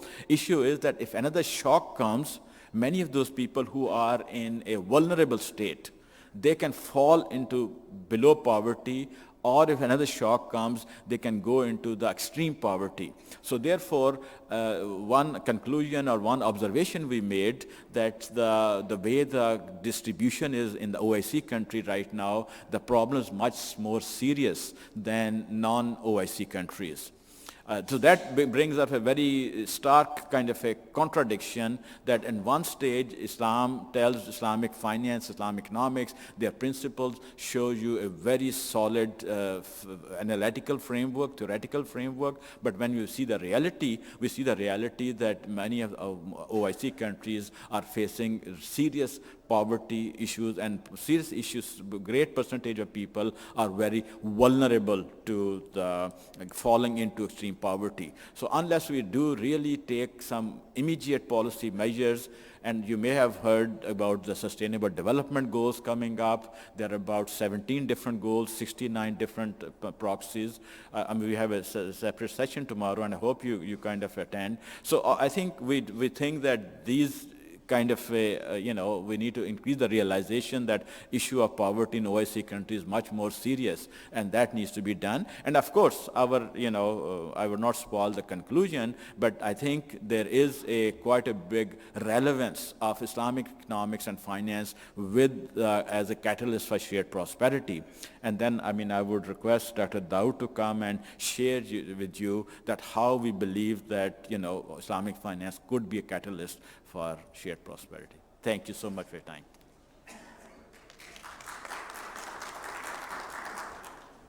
Thank you very much, Dr. Zamir.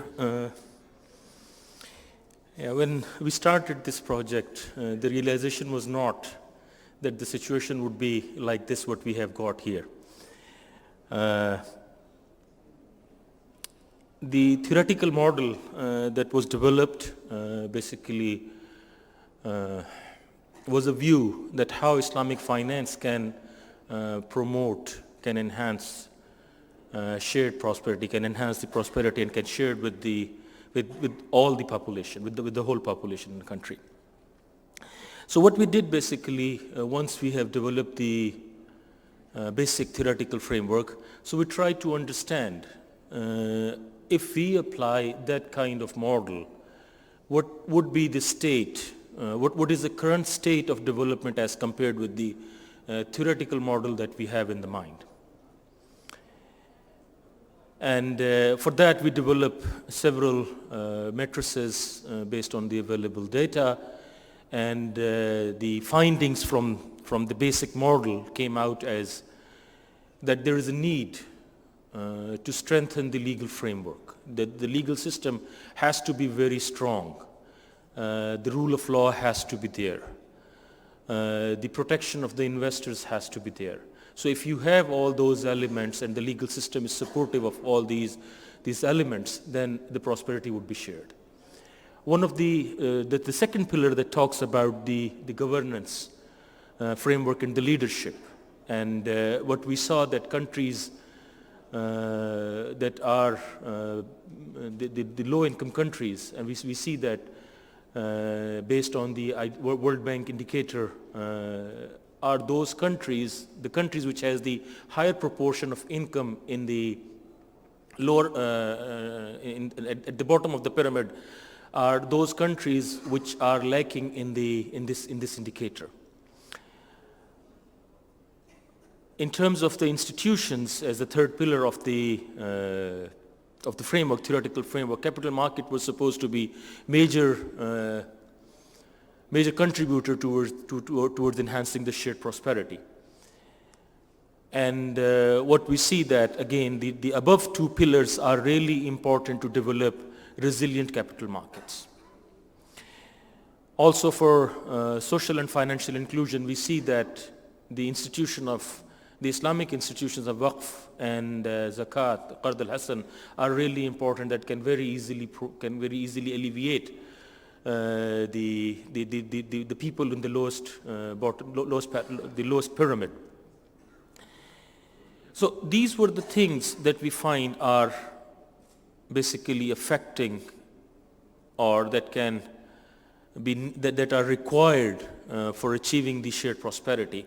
So once we looked at the theoretical framework, we look at the empirical evidence, we move on to the financial sectors. So when we see that whether the financial sectors are really supportive to this framework. And one of the important elements that we have noted that most of the financial sector needs more orientation towards more conservative way of thinking towards the Islamic finance. Islamic banking sector is the biggest sector. It takes more than 80% of the overall assets of the Islamic finance industry. And what we see that for Islamic banking to be more helpful in enhancing shared prosperity, it needs to go beyond the traditional thinking of the banking itself. It has to create, and it can happen if and only if we create an enabling regulatory environment which is supportive, which provide consistent regulation that ensure consistent implementation, ensuring that systemic risk do not affect the growth of the Islamic finance. Islamic banking industry has to introduce innovative products which are not similar to conventional finance debt kind of product, rather more towards risk-sharing product and services. Another issue that usually come out when we talk about the Islamic finance is the Sharia standards. So that needs to be harmonized as well. If we had the harmonized Sharia standard, it will become easier for banks to interact with each other across the borders. We need to enhance the scale and access to Islamic finance industry by including more lower income, by serving to lower income earners. The more we start serving to lower income earners, it will increase the financial inclusion. Second element that we think was important was the capital market. As I mentioned before, for the most important, the most relevant sector that can enhance the reach of Islamic finance is the Islamic capital market. So capital market through equity and the asset-based finance could provide a critical role in enhancing shared prosperity, in reducing poverty.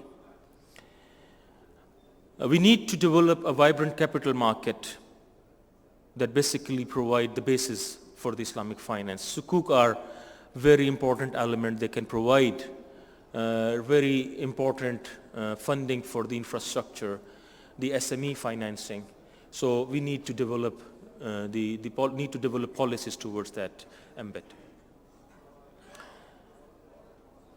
I'm sorry, I could not read from there, so I'm just trying to focus on. So what we need to do is we basically need to provide more risk-sharing incentive structures. So particularly through the development of market for equity trading. And for market for equity trading, the most important element is the treatment of the tax. For Islamic equity investments and for Islamic sukuk market, for both, there is a need for purchase and sale of assets. And the purchase and sale of assets basically trigger the tax liability.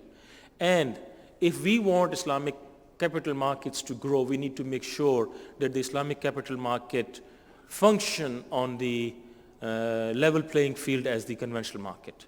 So if the conventional market has the tax reduction ability Islamic finance should have, and if Islamic finance does not have that ability, it should be taken away from the conventional as well. Another important aspect that we see was important for the growth, for the development of Islamic finance and also enhancing the shared prosperity is the promotion of non-bank financial institution sector, including the mutual funds, the unit trust, the SME, the asset finance companies. And we see that in the there is a very less penetration of non-bank financial institutions, especially in the OIC countries.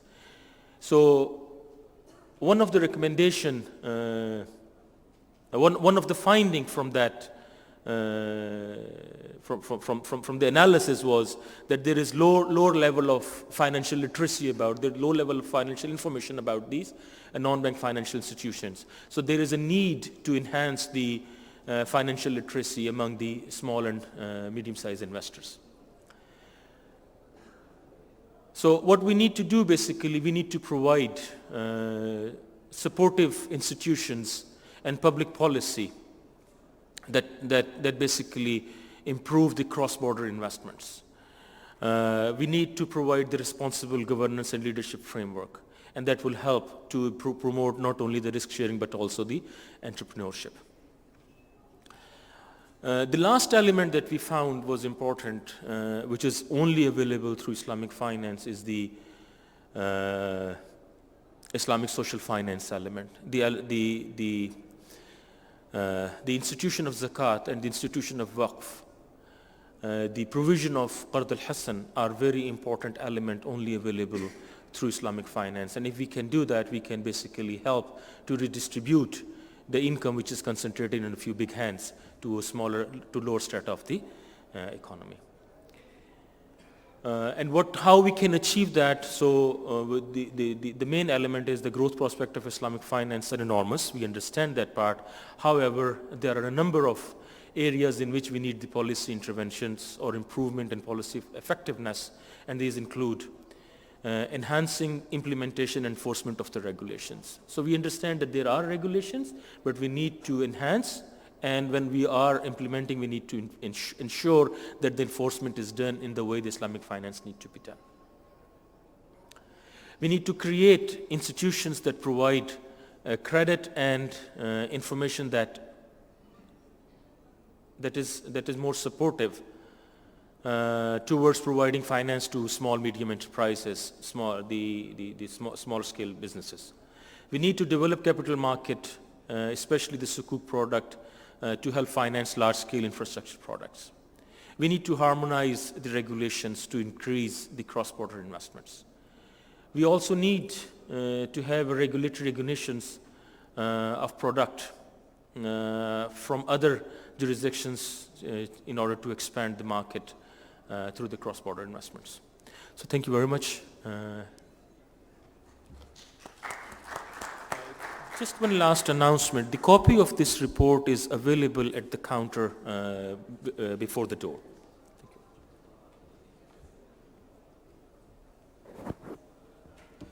Thank you very much, Dr. Zamir and Dr. Dawood, for sharing the key insights and findings from the Global Islamic Finance Report.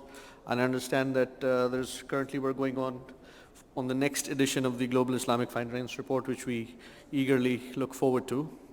I think this brings to a close the Global Islamic Finance Forums. I would like to take this opportunity on behalf of the organizers, IRTI, and the Enterprise Development Department of the Islamic Development Bank to thank all the panelists, the presenters, the moderators, and the attendees for making this a success and for your active participation.